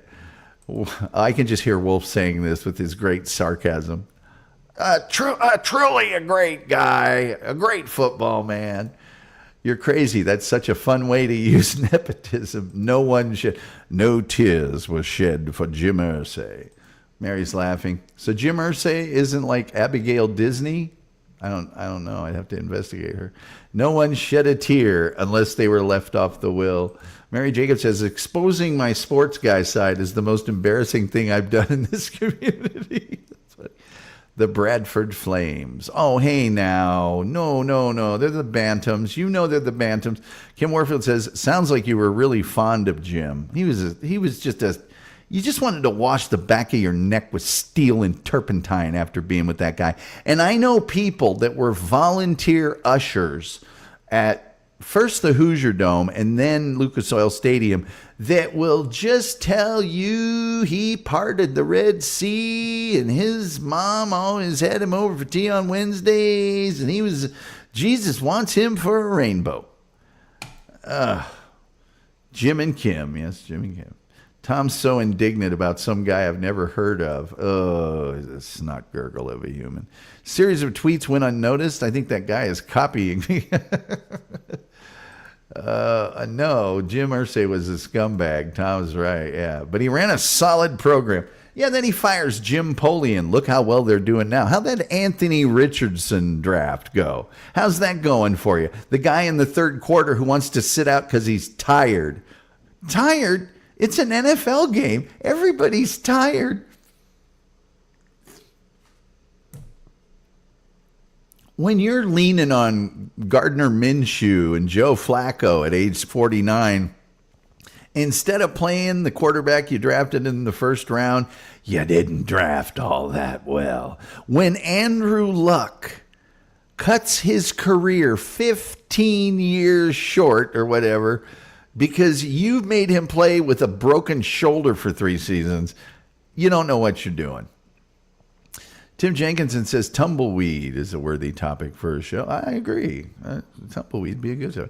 I think you're all just bitter because he was so successful. The sheriff. Oh, yes. Yeah, we're bitter because he was, yeah. Rumbled, I would love to go back 40 years and listen to someone describe Twitter to you, or for that matter to Tom and everyone in the chat room. Yeah, what would that be like? 40 years ago, in the middle of the 80s, Twitter would be like a postcard?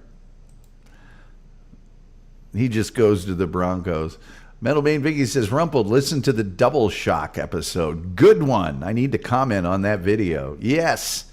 All of Martin freaking Landau, all of his episodes are great. Then goes to the Super Bowl. Yeah, twice. Rumpled Trenchcoat says, nice. Thanks, Vicky. Glad you enjoyed it. Everybody, 55 touchdowns in the year is crazy work. It is. It is. Ready to begin season 3. Rumpled Trenchcoat says, I'm sure I wouldn't understand it at all. Dupa. Well, you know, I'm still waiting for the Falkies or whatever he's going to call them. The Trenchies, or I don't know. Middleman Vicky says, haha, never saw that people would be doing something called tweeting in the future. Still makes me laugh. Wolf, stop it. Yes, Wolf's very good at sarcasm. Wolf's probably working on his sound effects for tonight's call-in. Yeah, he's got a cement mixer or something in his place. Caption, where's the ball? Julian, if you'll look just to the very top of the screen of the picture, you can see where the ball is. And it's headed into the net, man. That's where I'm looking, the far upper corner of the net, because that's where it's going, Daddy-O. Mary James says, listen, the Colts had 2 long-term relationships, and now they're in, well, okay, that's true. Petrie Bobalong says, snot gurgle of a human, you paint a rich tapestry with your words, Tom. Well, thank you. I appreciate that.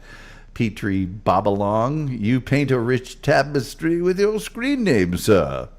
I doff my cap to you. I pinned the link, by the way. 40-year Twitter would be like yearbook quotes. Yeah, that's probably accurate. Twitter 40 years ago would be everyone talking about CFCs in the ozone layer and AIDS. Well, 40 years ago, well, maybe. I remember when I first got to college, we didn't have AIDS. You know what that meant? Boom, chaka waka waka, boom, chaka waka waka. That's what it meant. A lot of that going on. You know what I'm saying? Okay, well, next week is birthday week. Mary Jacob says, good law. Next week is birthday week. I got to get on the horn, see if I get some people scheduled in here. I want one of my college professors, but she travels all over the place. And I want this soccer referee that refereed me from I don't know, junior high school all the way through men's league and stuff. Funk guitar, yeah, man. Wolf says, Tim, why haven't you joined in on air, flooding us with wisdom and wit? Please use the link. Mary Goodlife. No, a lot of people just don't like to do the, yes, Julian, college in the 80s was full of funk guitar. It was. It was a time. I'm frozen again. Darn the wretched luck. Dag nabbit. Tom wears vertical stripes to make himself look taller. Yes, I need those. I need them now to make myself look thinner. I got to drop some weight. I have gotten so fat over the winter. It was 90-some degrees here today, though. It's going to be 96 it's 91 right this very minute. And it's going to be 96 for the running of the Indianapolis 500, the greatest spectacle racing. The 500, the Indy 500, the greatest race in the world. You guys didn't know the Indy 500 had a song, I'll bet you. Did you? Did you? Well, I did.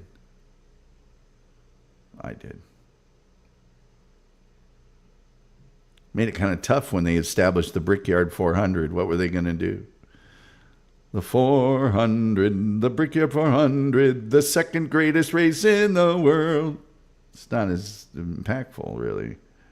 I had some people tell me that they were going to email me today, and they did not.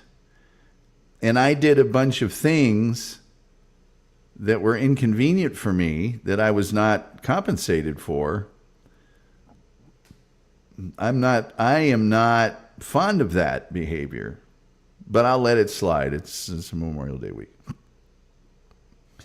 Don't you hate it when somebody promises you something that, like, you know they're not going to do? Like, you can see the future. Like, somebody right before 4th of July weekend goes, oh, no, I'll get right on that. And you're like, or right before Christmas break or something. No, I'm going to do that. And then you go to yourself in your head, that's never going to happen. That is never, ever going to happen. 90 degrees where? Dallas, Texas, mister. There he is.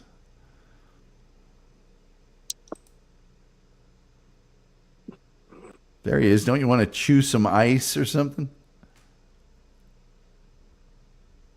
Is your microphone not working again? I'm in the middle of crying because of what you said about Jim Irsay passing away. Yeah, he was a heck of a guy and a great evaluator of talent when he was the GM. Julian Good Caesar's, Lord, what a great man. Yes, what a great. He said he scared the crap out of a snake and it actually jumped into the air. Is the student in the background in the photo a little person? Is somebody watching the game? Aren't you a goaltender, Tom? A goalkeeper. So you're saying you scored an own goal in front of that photo? Well, as you'll learn, if I can get one of my college soccer teammates on the air next week, I was just such a gifted athlete that I played goalkeeper my first 2 years at Ball State and continued playing goalkeeper indoor, but played on the field my last 2 years. Because I could do that. It's very rare. Me and Jorge Campos, I think, are the two that have ever done it. Mary Jacobs says it's ma'am. Okay, ma'am, sorry. So what do you know of? Did Fitz ever tell you anything about Jim Irsay? I think he'd passed away by the time all that stuff got known. No. Well, it was known for a long time. I mean, what a turd. But many of the other coaches and owners were fair game for Mr. Information. I bet. Well, Mary Jacobs says, I played goalie too. Julian Caesar says, I played two positions as one. But she said, I played Tony Meola was a personal hero. Look, I'm not going to deny Tony Meola's service to the national team. But number one, the entire time Tony Meola played, there were at least two goalkeepers better than him. It's just that his college coach, Bruce Arena, was never going to not start him. Second of all, nobody liked giving up a near post goal more than Tony Meola. Look at his pro career. Did he go over to England? No. Did he go to Germany? No. Did he go to Italy? No. Did he go to Spain? No. Did he go to... So there's all that. Casey Keller and Brad Friedel were way better than Tony Meola ever was. But if you want him, a reaction goalkeeper that didn't play positionally very well, that's your business.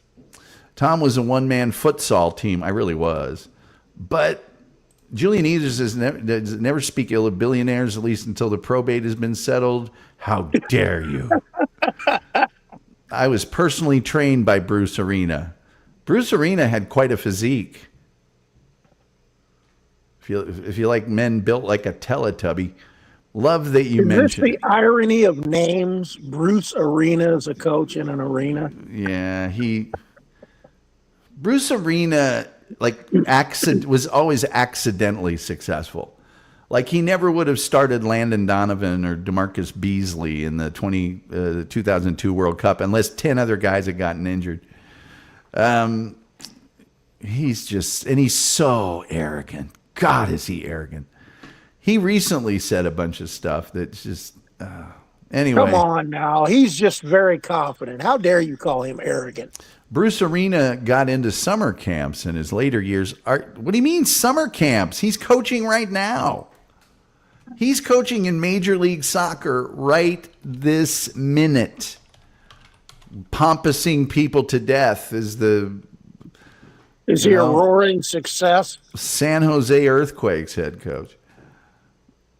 What was Bruce Arena's coaching philosophy? Hard to say. Hard to say. Here's his coaching philosophy in college soccer. Get all the best players. Not a bad philosophy. He has to be 120 years old. He's 70-something. He got booted out the door of the New England Revolution for saying some very inappropriate things to some of the female staff members. Yes. Oh, yes, he's 73. Pompous. Very pompous man. Oh, by the way, Bruce Arena, before we get too crazy about him, who's the only coach since 1990 to not qualify the United States for the World Cup? That'd be Bruce Arena, who trotted the U.S. national team down to Trinidad and Tobago, needing only a tie and lost 2-1. That would be Bruce Arena. Tim Jenkinson says, did you see because they failed to get European football next year, Man United have to pay Adidas $10 million? No, but like, what do they care? They hemorrhage money. They had the third, fourth highest wage bill in England and finished 15th. If the camps were any indicator, 3 days in the 90-degree temps. Well, Bruce isn't doing those. And I love Man United. They're building a new $1 billion or $2 billion stadium, and they can't spend $40,000 for the former Players Trust, which is money that's used for players that played in the 60s and 70s before anybody got paid any decent money to have a funeral and stuff. That's some pretty bad optics, man. It's like you could throw a dinner and raise $40,000. Well, they need that money for the stadium. Yeah. Yeah, let's pack people in there to watch their average team that lost to Tottenham Hotspur in the Europa League final Wednesday and crushed my dreams of Tottenham Hotspur never ever winning another trophy until I die. They did it just to spite you. I know it. But Jim Irsay, what a great guy. Swooping in on chicks from Martinsville and stealing them from their husband. How hard is that when you're a billionaire? Well, you can't really steal women from their husbands. There's somebody else involved in that. But no, I think the fact that it's Martinsville is my favorite. Well, that's just it. Is when you're from Martinsville, all you have to do is go, no, we're not. No lack of morals in that city. No, we're not getting pizza from the Walmart. I'm taking you to Domino's. I mean, that's all you have to do in Martinsville to get a girl to leave her husband. I have my children goalie jersey signed by 3 MLS MVPs. Well, I'm going to guess that one of them is Marco Echeverri.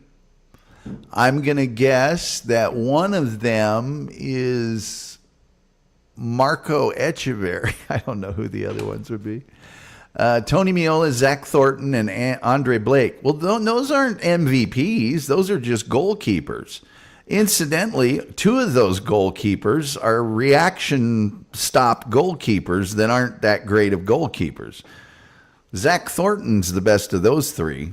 Andre Blake, all he does is flop around and react. He's never well positioned. Did you see Andre Blake get scored on by David Silva from 60 yards out? That's a guy that's not well positioned. He just lobbed it over him. Julian Zeta has put the picture of Wolf on the track. I've run out of things to criticize about this picture. All right, let me get you a picture of the Wolf doing something here. Okay, well taken. Well, there's a picture of all of his stuff. Is that good enough? Let me get you an actual picture of the Wolf. That'll be better. Daggone it. I had a really good one that I always put up, and I can never. It's not that one, is it? Yeah, there we go. That's the one I like. All right, let's see here. Google it. Who did you play for, Mary?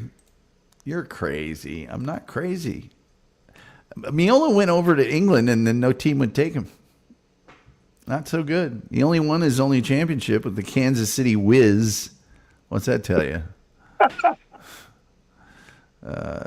You should send that picture to the fire department. No, I'm not sending it. Google it, homie. Well, I don't think so. Whoops. I don't think so. Maybe MLS Cup?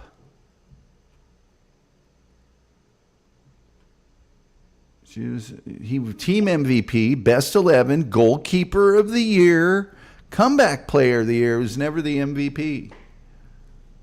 Let me see. I'm Miola here. Miola.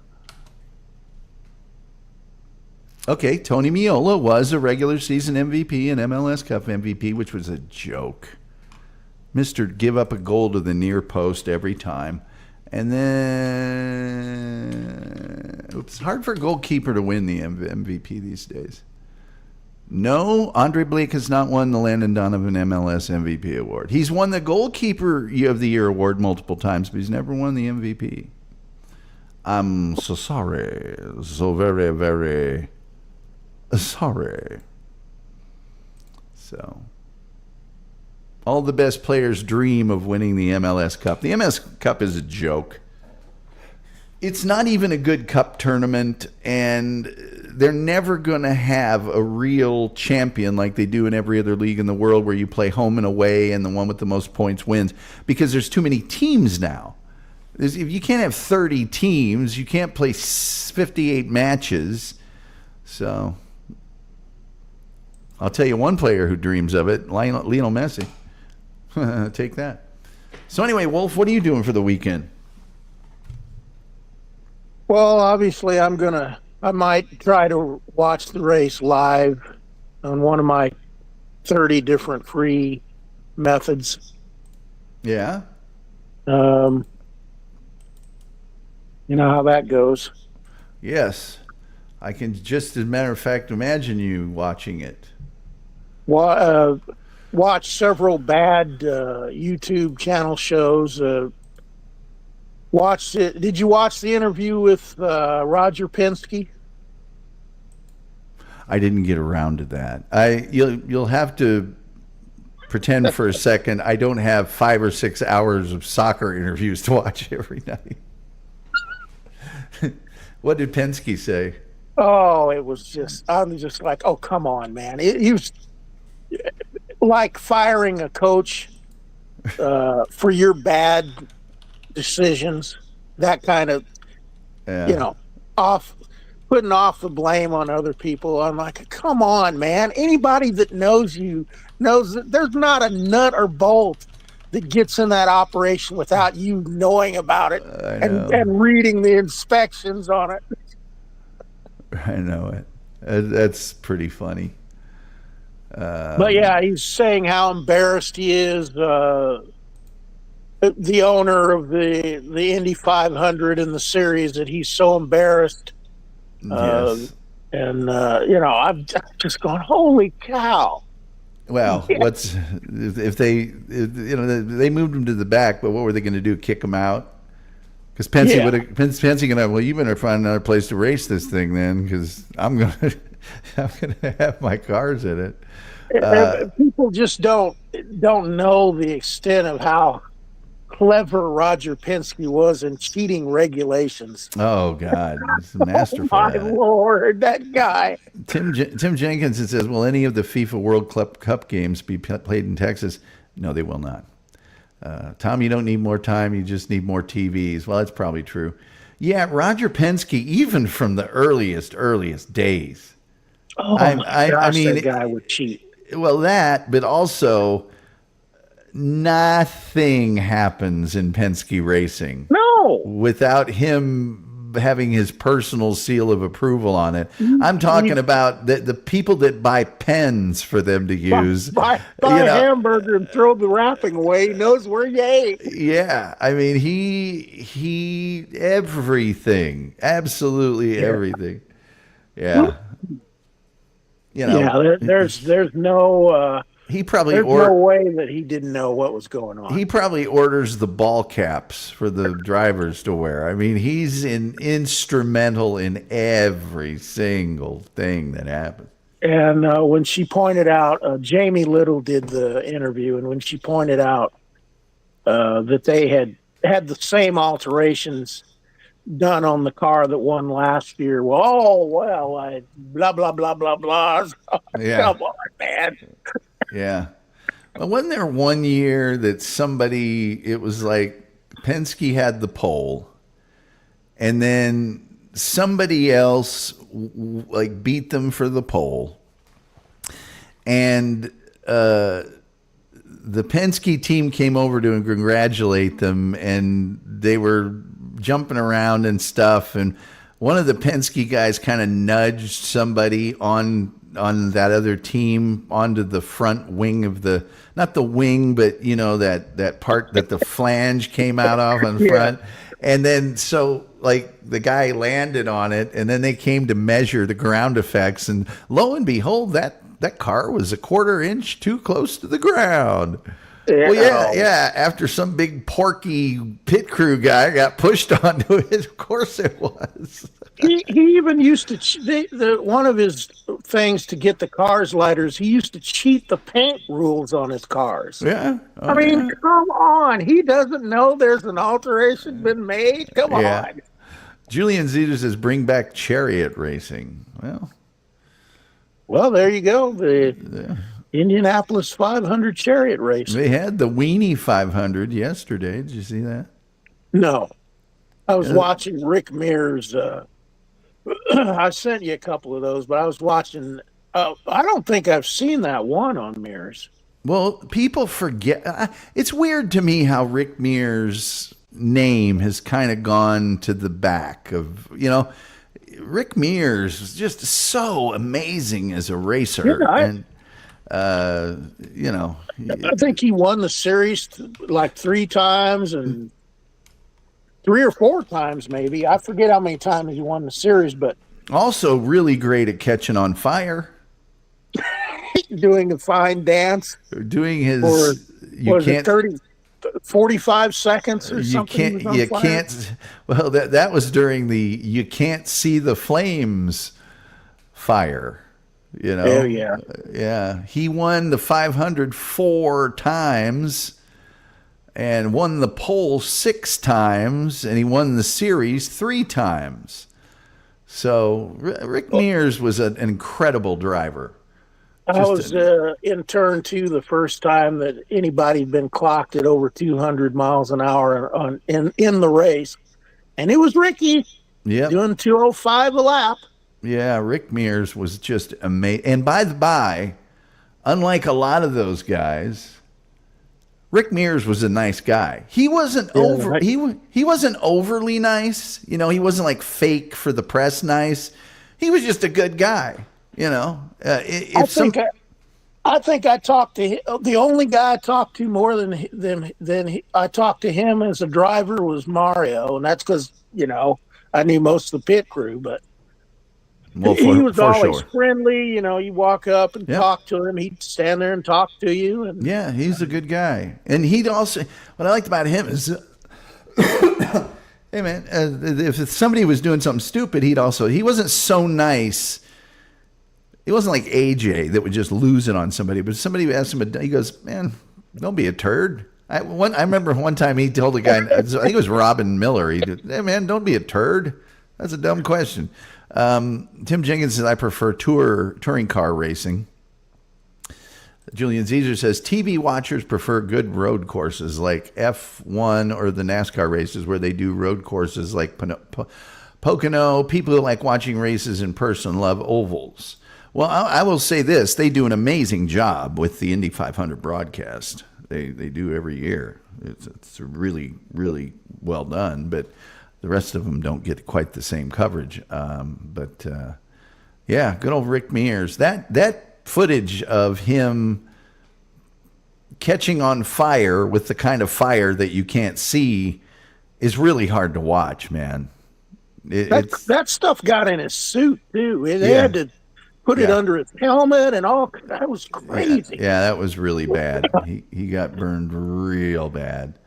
But yeah, I always liked Rick Mears. I always liked Ari Lyndike too. He was always a pretty good guy.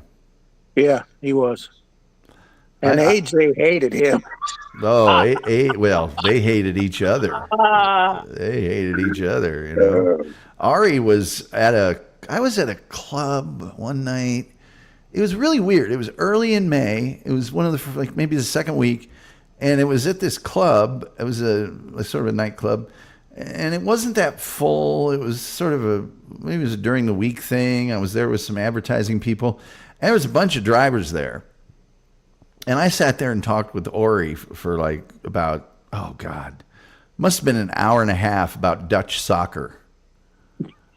And we were carrying on. But it was nothing like my partying with Chip Ganassi, because the girl he was seeing, I was an RA with. And she was a girl that was real heavy in college. And I went out to Whirly Gigs. Was it Whirly Gigs? I think it was Whirly Gigs. And I saw her, and man, did she look good. And I started talking to her, this and that, and turns out, who's she with? Chip Ganassi. Chipper. The Chipper. And I don't even think, he might have just stopped racing at the time. I'm trying to, it might have been in the time when he was just at the end of racing and starting to. He might have still been racing, I think. But boy, oh boy, Chip liked to pop a cork now. Yeah, there were several party-going gentlemen involved in the sport of motor racing. Well, we already talked about Al Jr. Al Jr. makes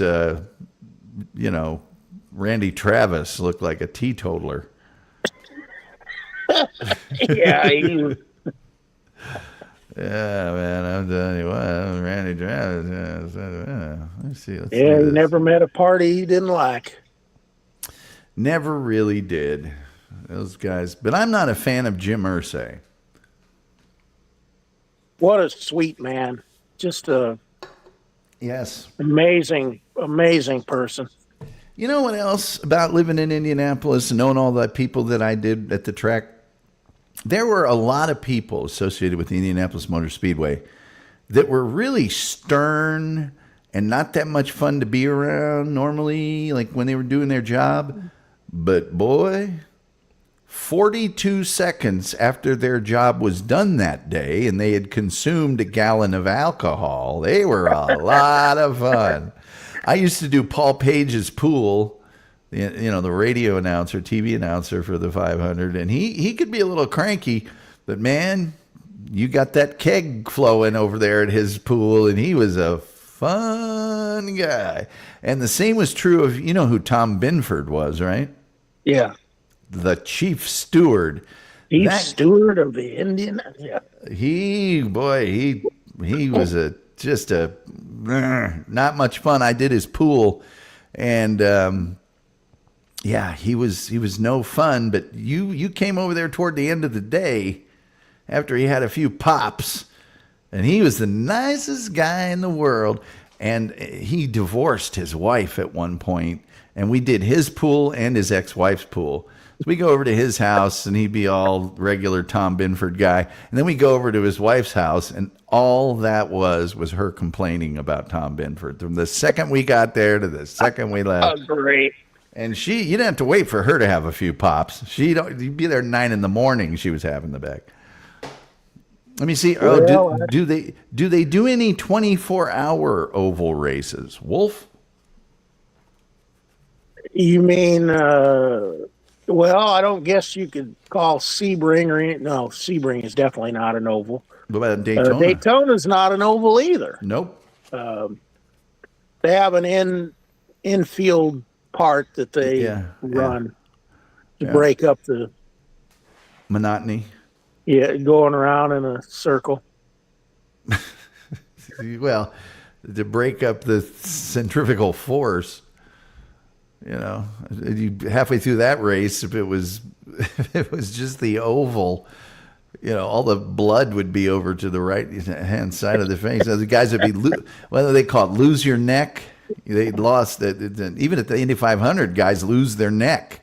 The muscles having to keep their head from going to the outside of the car. They started using tethers, and now they got tethers. The guards that go around with the hands, and then the guards that are on both sides, their head can't even move really. I remember those tethers. They were like one of those clips that you'd clip. You'd use to clip a volleyball net onto the pole. You'd pull the slide back and put the little ring thing on it. Yeah. Let's see.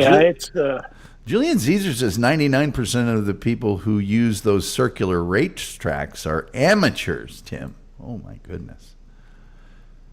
They would open the Stargate, says Tim Jacobson. That's kind of. I wonder if Tim's ever been in a race car or been to a race personally. Oh, yeah. It's funny to me, those weenie mobiles were doing 60 miles an hour on the track. They didn't look like it, but that's the thing about. Looking like they were standing still. Yes. That track is so deceptive. Well, all banked tracks are deceptive. If you've ever driven a car on a banked track, people see them driving on TV and stuff, and they think, oh, that's just like driving. No. A lot of them you can't even. It's hard to walk up. Yeah. The embankments. Yeah. And when you hit that embankment, you have got to be taking such the perfect angle. It's not easy to do. Just being at that speed would freak most people out. Yeah, you get on those. You're exactly right. Being at 80 miles an hour would freak most people out on those tracks. And the other thing is the Indy 500 banking. It is difficult to walk up that banking. Nowhere else. It doesn't look like it's banked at all, really. Right, it doesn't. Turn forward, but it's.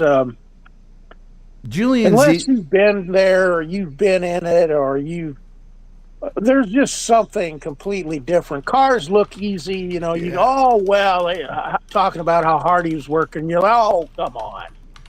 Well, you tried driving at a high speed for 2 hours and then come back and talk to me. Well, look, man.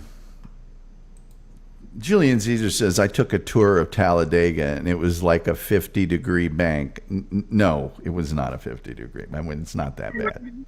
It probably, when he tried to walk up it, it was. It might have felt like it, but the banking on that goes, I don't know, it might be 33 degrees or something. I wonder what the banking is at Indy. I thought it was 19 or something in one of the corners.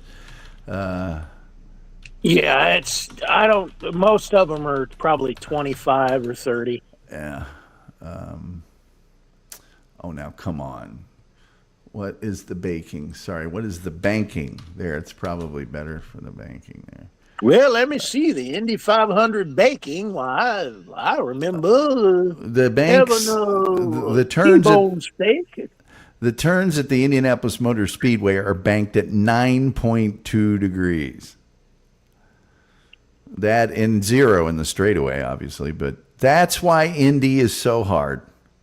You don't get the and then there's places like Bristol where it's a very short track, so the banking is really high. The only real circular tracks we have here are used for banger racing when they smash the cars up. Julian says even bike velodromes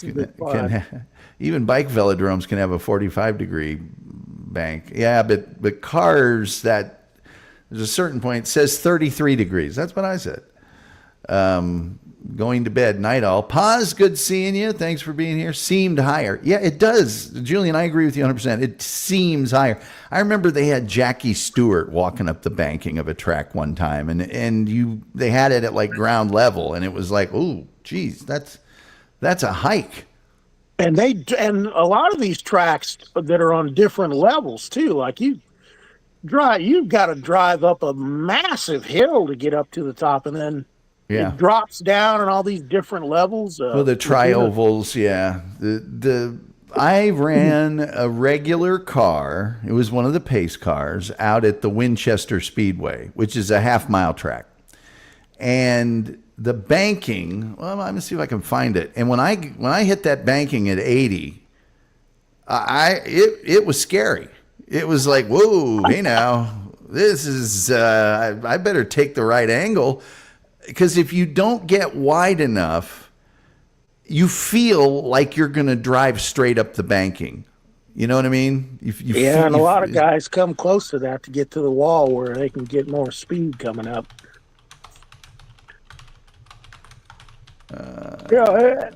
Speed most people just freak out.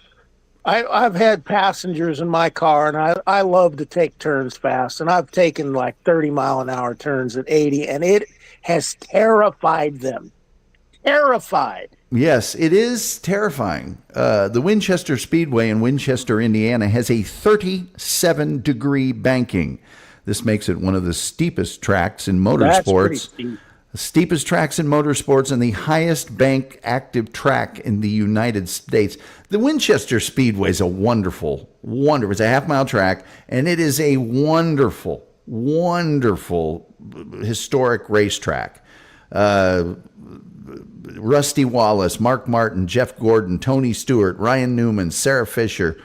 Lots of people have raced at the Winchester Speedway. It is a very well-known track. The NASCAR used to run there a long time ago, back in the 50s, but they host a lot of USAC Midget and Rich Vogler Classic was run there, and a lot of other stuff. But you can see pictures of it on Wikipedia. But yes, it's a 37. And I'm telling you, that 37 degrees, when you come off of that straightaway and you start thinking, because if you're running down the middle of the track, you are going to have to break it down like crazy. You're not gonna make it. It's crazy. Let's see. And it's not easy unless you can really feel it, which not a lot of people are capable of feeling apex and being able to feel the difference in gravity and all that stuff. It's a mind bender. Tim Jenkinson says when we had Brooklands here that had huge banks, they were 30 feet high. Well, go to the Wikipedia for the Winchester Speedway. That's the commercial that I did, that I showed you the other day. That the world's fastest half mile. Yes, they're 30 feet high. They're monstrous. Because you're going down the straightaway, you think everything's cool, and then all of a sudden you look out the front, and this wall of banking just keeps getting bigger and bigger. And you hit the banking, and it's like, well, part of it's trying to keep you on your line, but the other part of it isn't. You're, you feel like you really are on the edge of, I need to straighten this out, or else this thing's going to take me into the wall. Oh, you are. Yes. And you got to hit it, perfect according to the wear on your tires. There's so much involved in just turning left that it's, you're thinking, oh, wow, that's easy. Yeah, you try it. Yeah, and the other part of it is, what was it? The Indy 500 drivers used to say, don't go into the gray. You want to stay where everyone else's rubber has left that black path. There's parts where you can get out of it on the straightaway or whatever. If your car's handling a certain way, you can deviate just a little bit, but you get in the gray too much, you're going for a Missouri boat ride. You're hitting the marbles and going skating. Yeah. Julian Caesar says Dover Speedway is 24 degrees, but I could have sworn it was higher than that, having been there once. Tim Jenkinson, just don't turn right or it's good night. Yes, who was the guy that I want to say Scott Goodyear, but I don't know it's not him because he's still alive, isn't he? Yeah. Who was the guy, the really good driver that got into the wall the day or two before the race, about the time Goodyear was racing? You don't want to pull a Gordon Smiley, I'll put it that way. Or Stan Fox, I guess, was another one. But I remember Jackie Stewart talking about driving on the Nürburgring. And they were saying, well, how do you know, when to turn the car and blah, blah, blah. And he said, oh, you just aim for that tree and it just shoots you around the turn. And if you're off just a little bit, you're going over the edge. And there was nothing but trees on the other side of that edge. yeah, well, I remember Jackie Stewart. Scott Brayton, that's the one I'm thinking of. Scott Brayton. Oh, Lord. Jackie Stewart, I just always remember him. These 19-degree banked over turns are not the easiest to take with your motor car. Okay. All right, Jackie. But he was a hell of a racer. I will say that. A lot of people just thought, who's this guy? It's like, he was pretty good. The greatest? No. Yeah, 3F1 champion, 3F1 title. Yeah, he was pretty good. Yeah, he was pretty fair. That's like Skip frickin' Bayless. I heard him. So they were replaying the argument he had with Shannon Sharp, and Shannon goes, "You realize I'm in the Hall of Fame, right?" And he goes, "Yeah, you won 3 Super Bowls, but Tom Brady has." And it's just like, you just said, "Yeah, you won 3 Super Bowls," like you said, "Yeah, you went and got milk at the grocery store." 2 different positions, the whole things, but it's just like he just wrote off 3 Super Bowls like they were nothing. I like it when he told Chris Carter that his opinion didn't matter. Did you win some games for your team? I don't know. Chris Carter apparently told him, they went to break, and Chris Carter told him, "You ever speak to me like that again, I don't care if we're on the air, I'm going to punch you in the face." There's a big thing now. There's a bunch of crap on YouTube about LT, as usual. Oh, he's the greatest player that ever, blah, blah, blah. And I said, yeah, you're kind of forgetting a whole lot of other people at a whole lot of other positions. He's just one of them. Blah, blah, blah. Yeah, you're forgetting about Butkus and Nitschke. You're forgetting about Randy White. You're forgetting about Randall McDaniel. You're forgetting about Howie Long and all these other. I'm like, come on, man. LT is a great outside backer. He's not the greatest player in the league. No. Let's see here. Julian Caesar says, you ever see the YouTube vids of unusual cars during the Nürburgring, like buses or delivery vans? I bet you the Wolf has. Yes. Good Lord. Stuff that doesn't even belong on that track, trying to go around it and crashing a lot of times.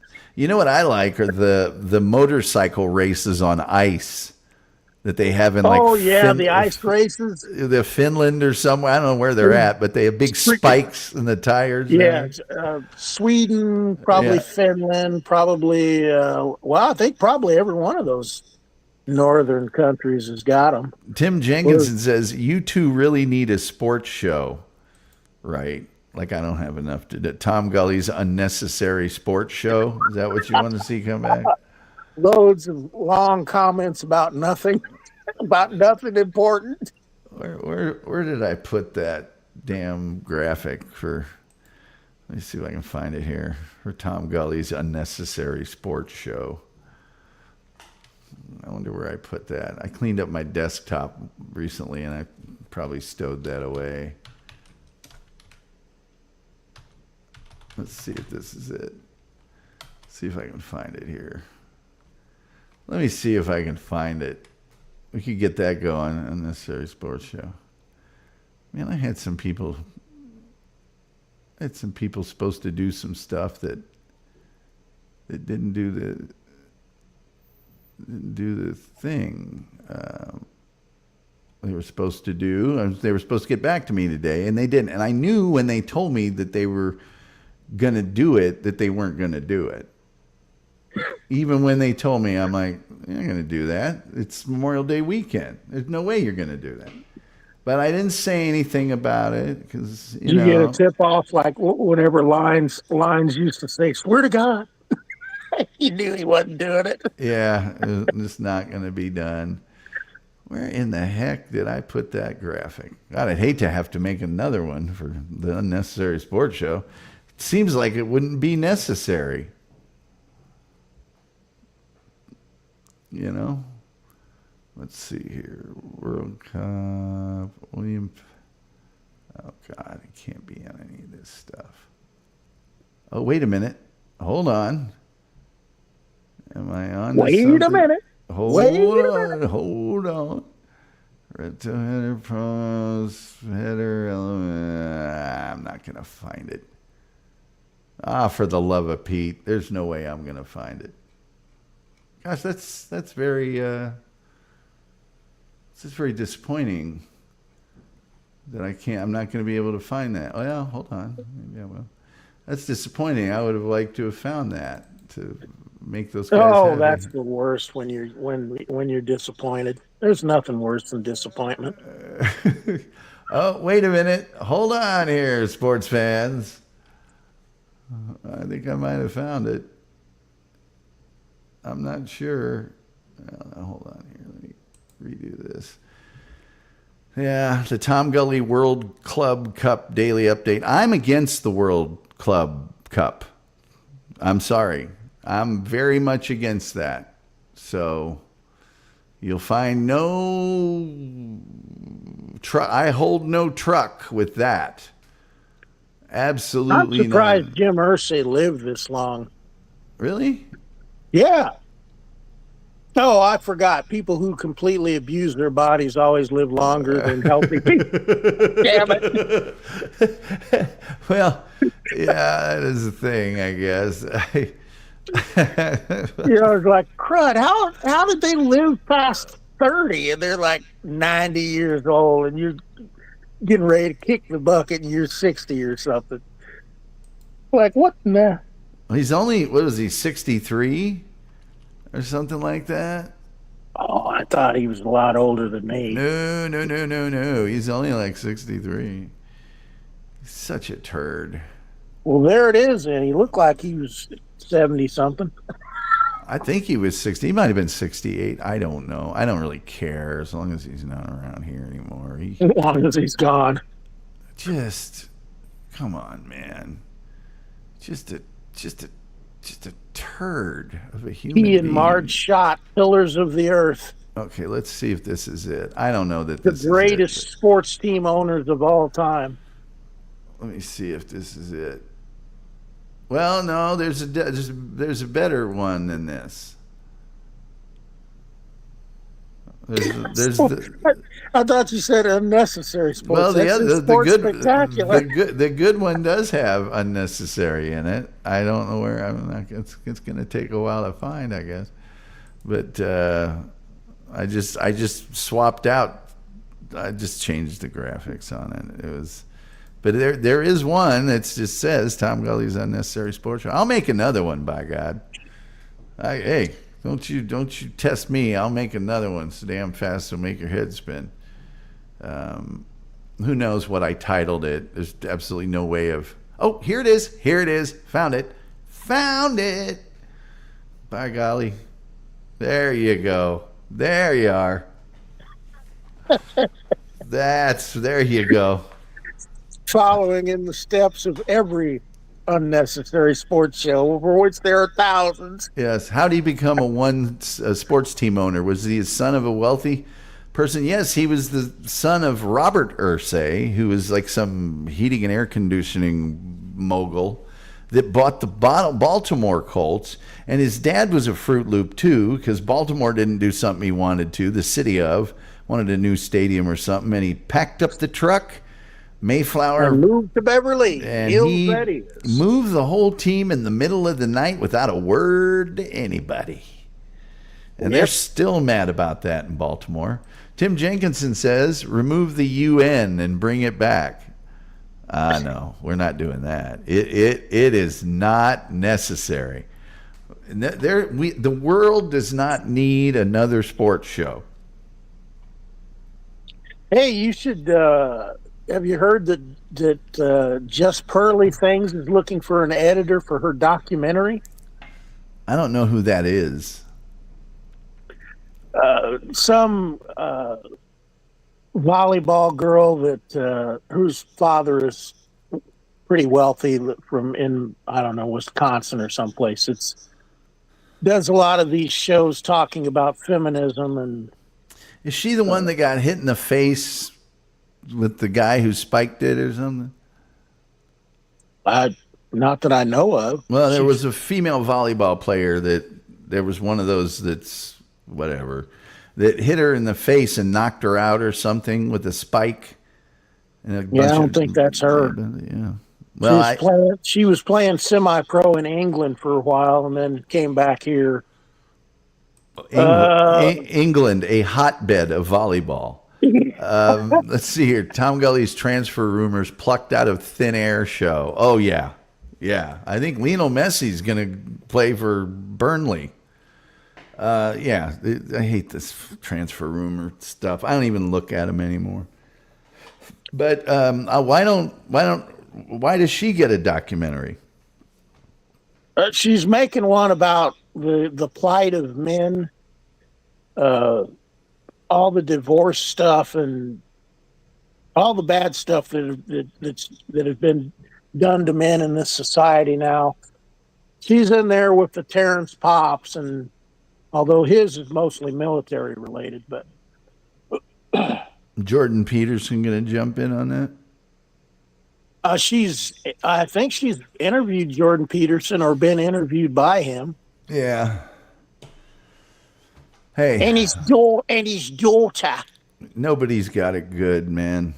Everybody got an axe to grind. Well, they're pretty much socking it to men in court, as you know, over divorces and alimony and the child support and all that stuff. You know, when you just because you babysat a kid for like 10 seconds, now you're being sued for child support. I mean, come on. Yeah. Heard the figure of speech sports washing, which is gaining traction. I don't know what that is. I know that what was it?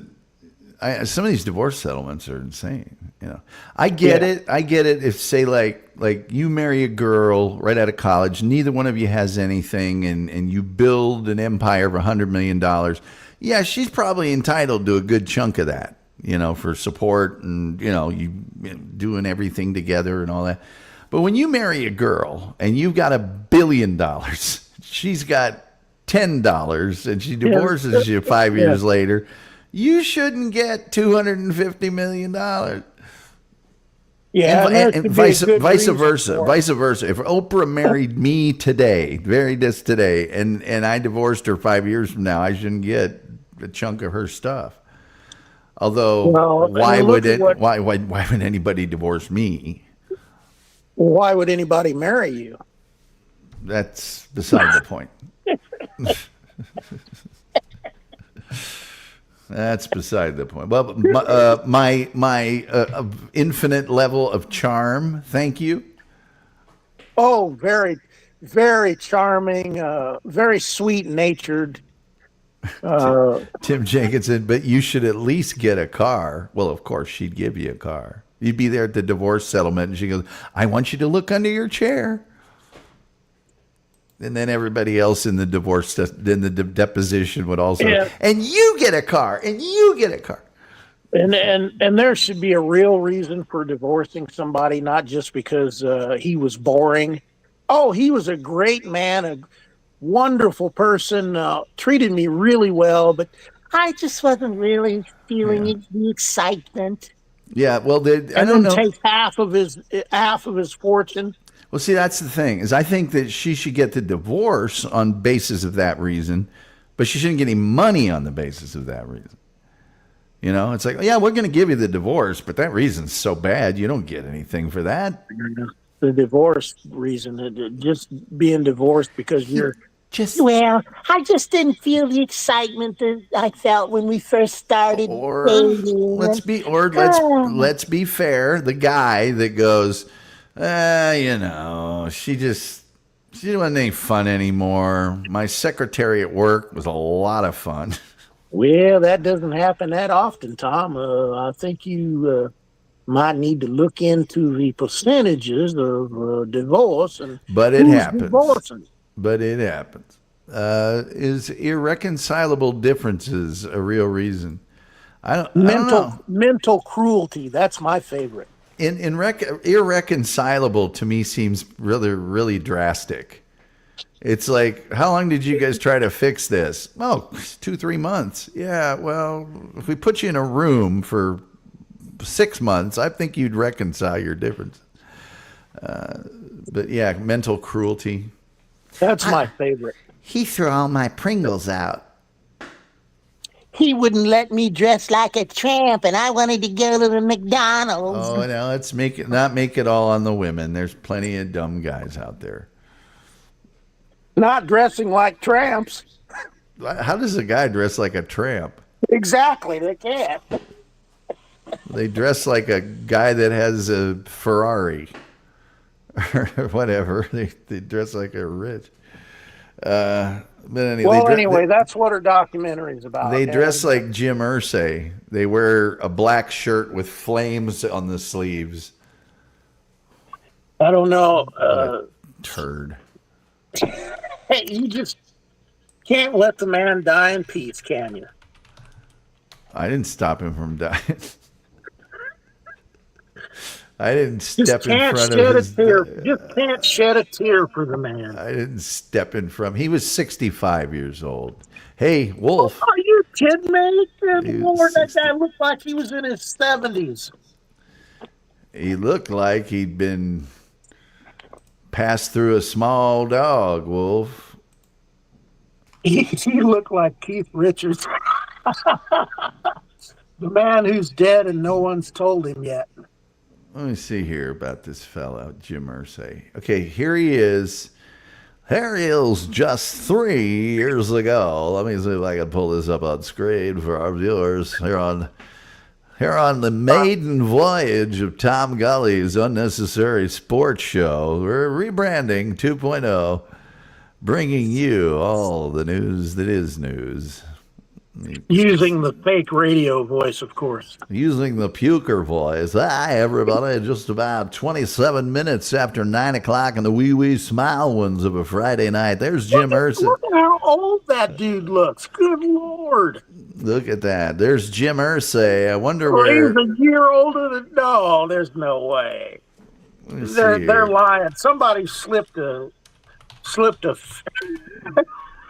Somebody AI'd Sam Drucker onto his face. How the hell did that happen? Let's see here. Personal life. That is the face of a homeless man. I guess that he, daggone it, he never did marry that what's her name? The girl from Martinsville. That hotsy totsy from Martinsville. Sounds like a cheap Western. The girl from Martinsville. What was her name? I wonder if we can find her. God, man, that husband was just so ticked off because you're going to marry this schlub because he's really rich and that's it. That's fabulous. That's fabulous. Yeah, it's called hypergamy, and yes, she would. Jamie, coming from the solid moral stock of Martinsville, Indiana. Let's see here. Jamie Martin. Let me see. Did she change her name? Jamie Martin. That's her name. No. You can tell she's from Martinsville because she spells Jamie Jami. Let's see here. What's up with Jamie Martin?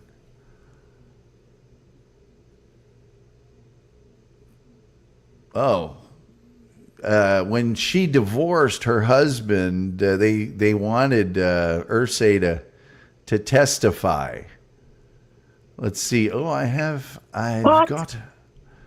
Yeah. His part of his defense was she was catting around with this other fella.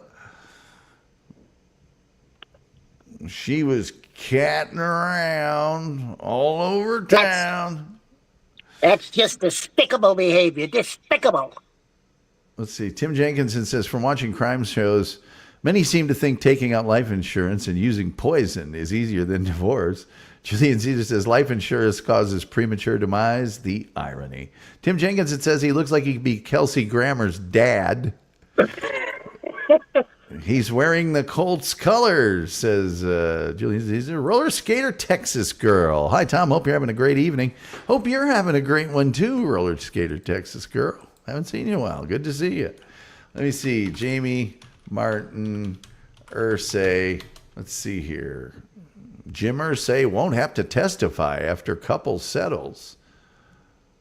Court documents said that Martin's ex-wife, Jamie Martin, was living in the $1 million Carmel home Ursay bought in February. Yeah, well, he's grateful to be alive. They first said he had to testify. God, what a scumbum. Jamie Martin. He looks like he's been drinking too much Likker. Looks like he's been eating oxycodone like it's He and Skittles. Popcorn were hanging out together. Jamie Martin's Twitter page stopped having posts in 2011. This looks like somebody else put it up. Oh, wait a minute. She reposted a Jim Irsay post. No, this is the actual page. She didn't bother taking it down. Yep, she's from Martinsville. Smart girl, too. Let me see here. Oh, let's see. Where is Jamie Martin, Jim Irsay's girlfriend today? What happened to... Oh, that's the other girlfriend. Oh, Michelle. He got a new girlfriend named Michelle Paul. She's a 52-year-old lawyer from L.A. Wow. Here's one. Inside Jim Irsay's tangled legacy, divorce secrets, activist girlfriend, and how the daughters have taken over the Colts. Yes. Apparently, Meg Cole, his ex-wife, has released a whole bunch of information about him since he vapor locked. Naturally, she was got to get that extra K. She was married to him for 33 years. Yeah.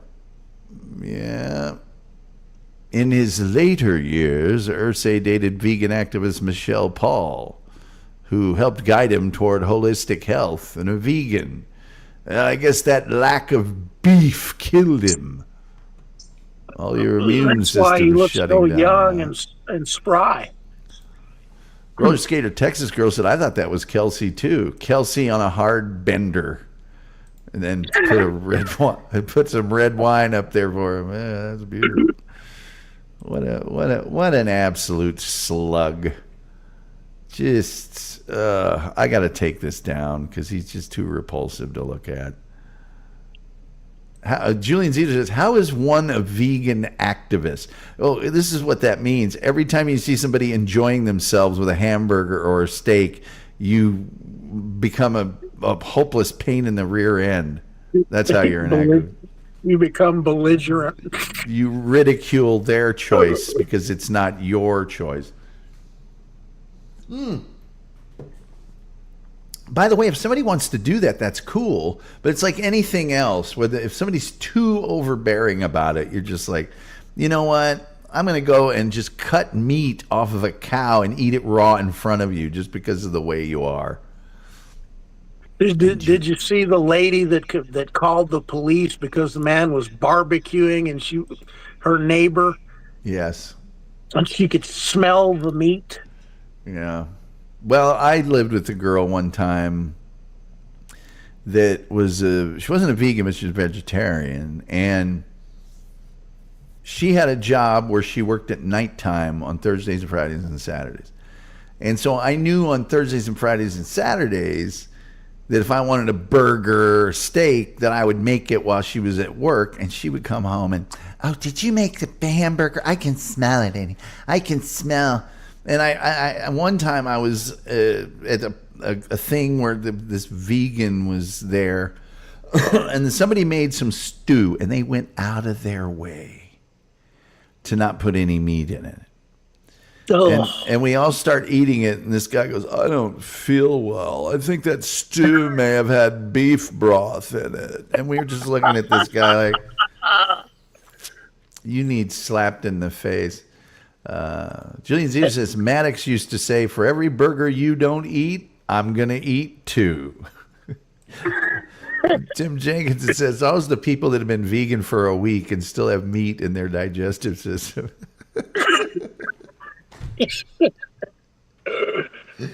They're meat holdovers.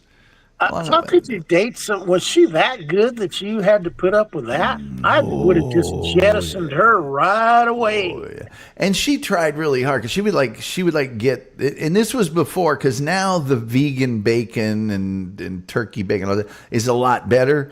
But she would actually, she would eat eggs and milk and cheese and stuff. So that was a little bit helpful.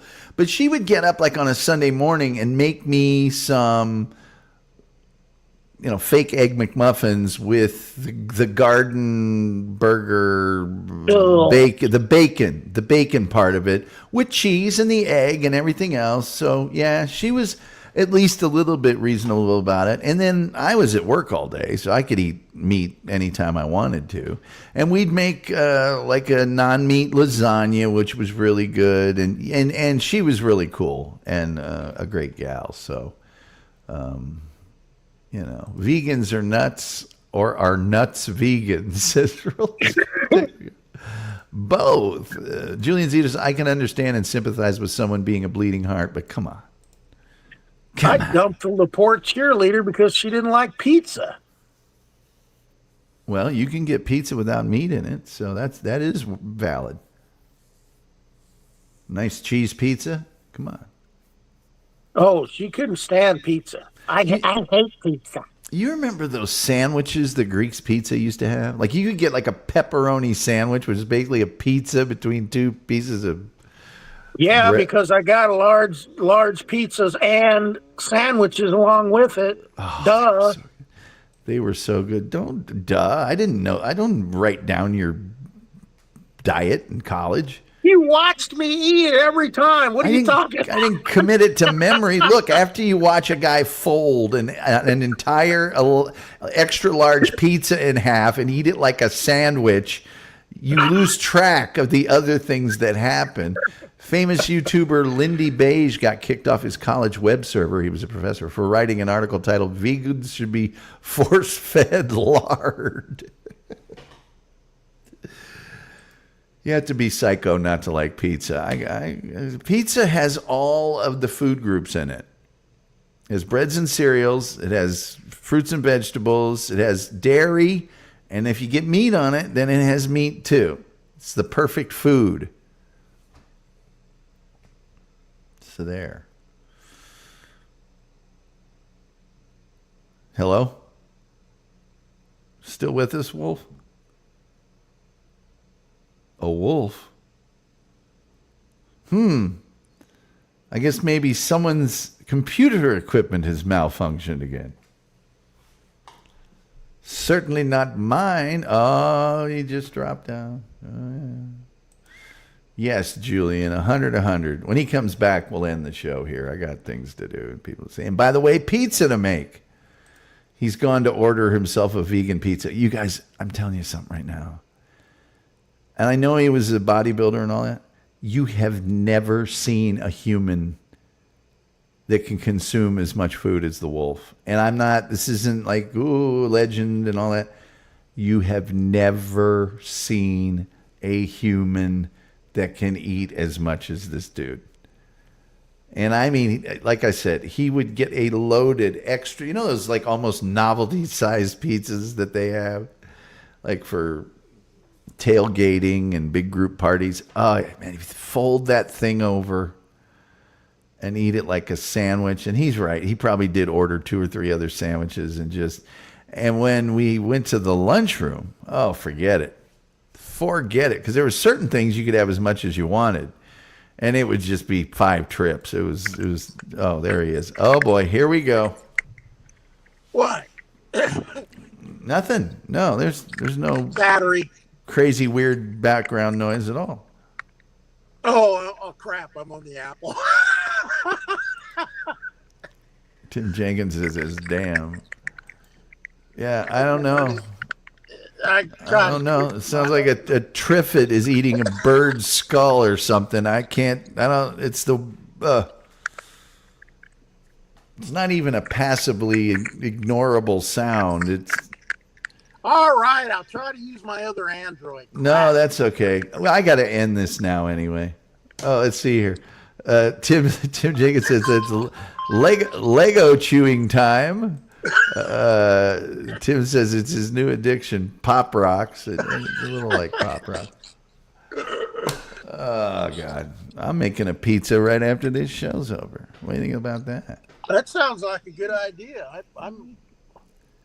I had what is that, rotini, the kind of oval tube-shaped one. What the hell do they call those anyway?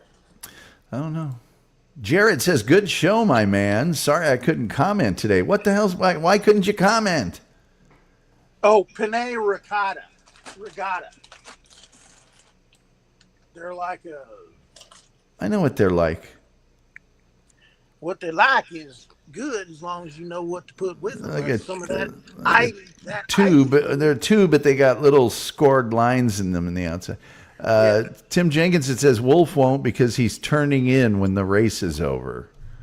I don't know about that, but good to see Jared here. Every time I've been in the Discord for Pot Awful Cult, Jared's asleep. So I'm glad to see him here tonight. I'm going to go over that Discord after this is over, by the way, while I'm cooking my pizza. And then I got to go to bed because I have a bunch of work to do tomorrow. Oh, boy. Yeah. It's,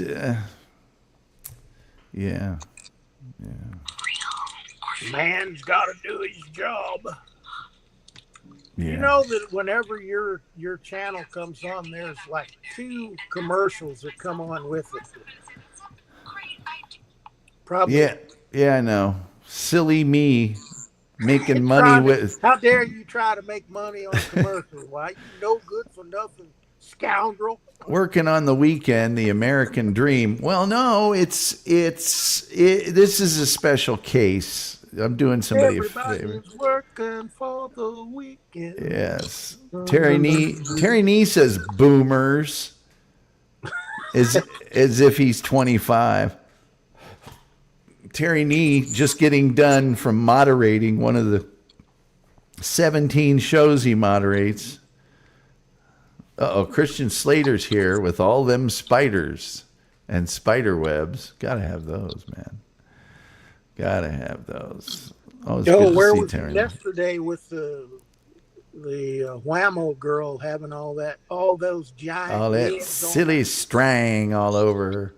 Special case like the X-Files? No, it's just I promise people things sometimes because I have a weak heart. Wolf, you're a pretty good pop singer.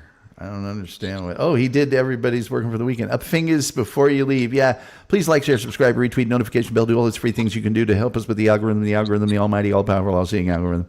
You want to see the silly string girl, Wolf? I'll bring that girl back up here. Oh, boy.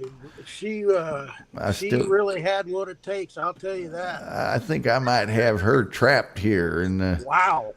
I might have her in the thing with the stuff. Oh, God. I got to travel back through all this nonsense. Let's pickleball. She's here somewheres. I got here somewheres. I'll find her for you. Because she's in here. Hiding hiding out amongst my... Okay, hold on. Oh, come on now. Ah, here we are. Found her. Is there still static? Not anymore. Oh, Now that's good. there's just a big giant echo. It's an echo because I have you on 2 different phones. Yeah, that's real funny. It is, isn't it? That's a scream. Ruining the audio quality of my show is hilarious. I'm trying to turn Now the I'll mic never on. get Don't any know. donations. Now I'll never make more than 5 gifted memberships on this show for today. Mersh makes 50 times more money online than me, and I'm 1,000,000 times more interesting than Mersh. Let's see. Julian Zezer says that's a perfect photo. Apparently she used to date Spider-Man.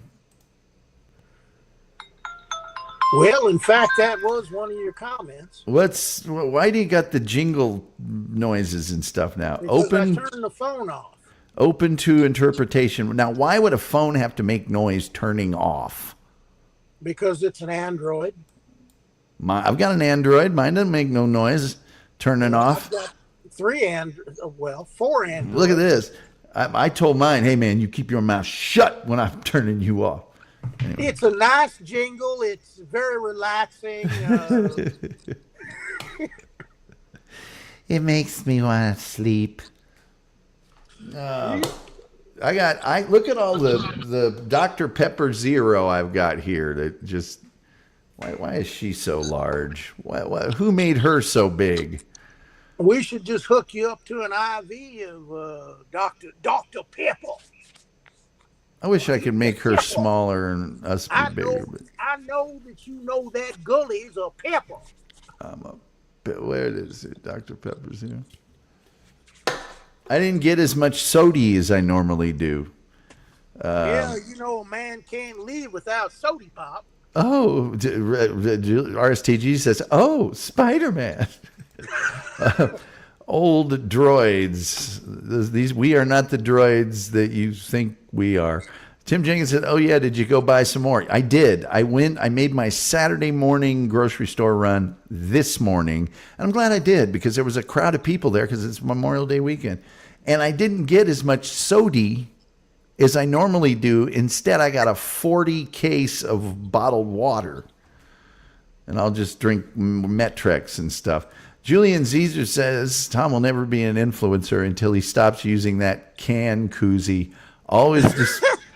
Always display the brand prominently. Well, I am displaying a brand prominently. It's just not the brand. Why would you want to be an influencer? And who would you influence? Well, first of all, I don't think I need to want to be since I already am. And second of all, who would I want to influence? Any soft-minded individual that was able to be influenced by me. I want any pepper. I want to influence any pepper. Anybody who I could make my willing thrall, I would like to do that too. Why, JW, I think he might be a pepper. He might be. He's a secret. My cousin Billy Bob's a pepper. He got the fastest boat on the whole damn river. He drinks the fastest pepper on the whole river. Hey, apparently I'm a secret agent, Wolf. He's one of them secret Now, see, agents. I set you up. On whose side? On whose side? Yeah. He'll get him. He'll get him. You bunch of no good pony heads. Tim Jenkinson says, Met RX Protein. Are you going to become 2026's world's strongest man? No, but Metrex does other things. It burns fat, and I need to get back on the Metrex. I am out of shape. You need and to get back on the sugar. Metrics, that's the sugar. I need to. I need to not only get out of the bad shape that I got in over the winter, but I need to get into the good shape that I want to be in proactive. I mean, I don't want to get back to where I was. I want to get to even better than that. Well, now, Margie, he just wanted to get that layer of fat to help protect him from the winter. Julian Zeezer says you don't lose weight by eating stuff. Well, your diet does determine your weight loss in large part, but also with a reasonable program of physical fitness as well. And when you get to be my age, it's mostly what you eat. A stately gentleman. When you get to be a stately gentleman. Tim Jenkinson says you look like you've lost more weight already. Well, that's probably the haircut. Probably just the haircut. But, yeah. All right, Wolf, I got to get out of here. I'm about on the verge of a 3-hour show. Oh, heaven forbid. 3 hours of this hell? Are you kidding? How could you subject people to that? I don't know. I don't even know how I kept the silly string girl up this long. Oh, goddamn. We're both too big here. No good Marquis de Sade torturing people like that. Tim Jenkinson says, have a good weekend, everyone. It's like 4 a.m. where he's at or something like that. Oh, that is special. Poor fella got up to be tortured like this. You like how I never dox people or ask them what they do for a living or where they live or. No, they are volunteers. Yes. Thanks, Tom. Thanks, Wolf. Thanks, Chatters. Hope you all have a great Saturday, says the intrepid Julian Zeezer. Tim Jenkinson, 3:50 a.m. Yeah, I said it's like 4 in the morning or so. Good gravy. Why does everybody like to just poke at me?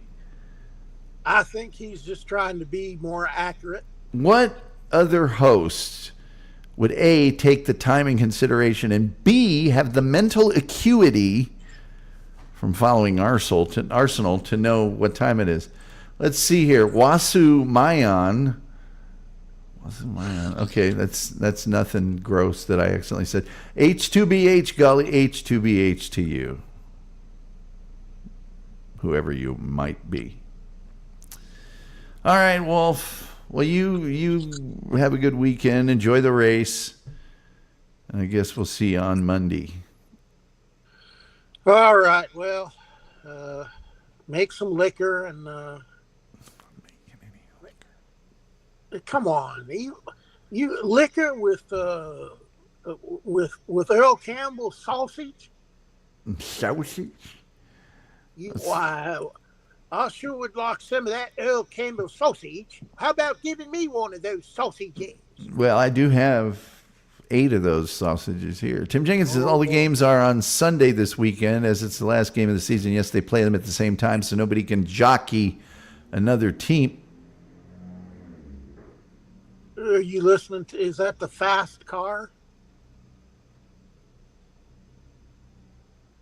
I'm gonna punch that guy in the face. I was talking to my neighbor. I was talking to my other neighbor about it this evening, right before the show. Sometimes I walk out and get a little fresh air before the show starts, and he was out there doing something to his. Oh, and he's parking in the wrong spot again. I might just have to have him towed. You're going to go out and probably peruse that fabulously beautiful, ultra modern, extremely fast Donnie's truck style car. Yeah. This morning, there was a bunch of trash in the street where he's apparently put more green and blue lights all over it.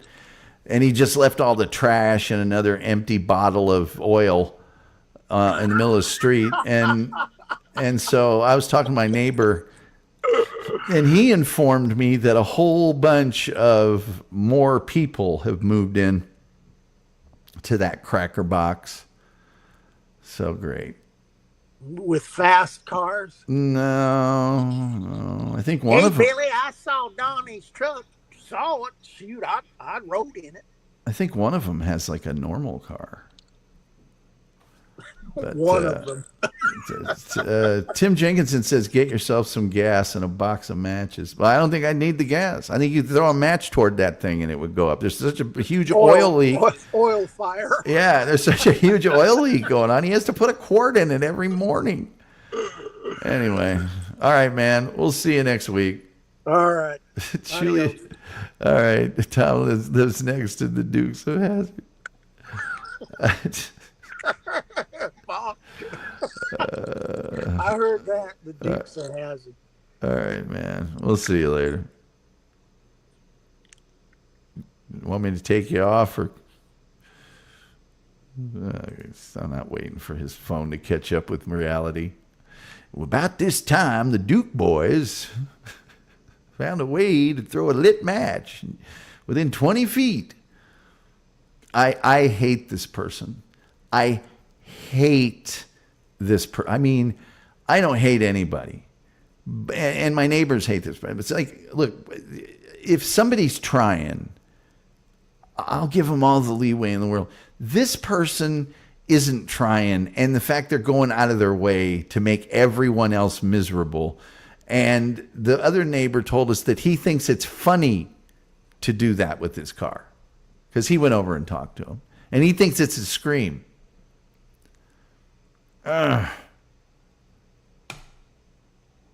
Tim Jenkins, convince him to get electric guitar cars so he can live in peace. I'm sure it would leak lithium onto the ground or something. Yeah, he seems to enjoy it. Well, he's not going to in a minute here. So, all right. Hey, you know what? I'm looking at that old clock on the wall, and it says, like the Reverend Al Green, it's time for me to get on up here. Next week is birthday week. You don't have to go home, but you can't stay here. Only thing left to say is, till next time, we'll see you next time.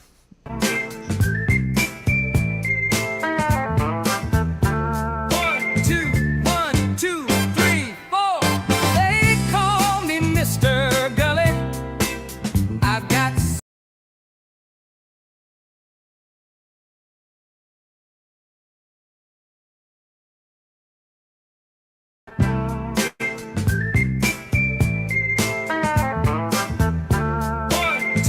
One, two, three, four. They call me Mr. Gulley. I've got something for your ear.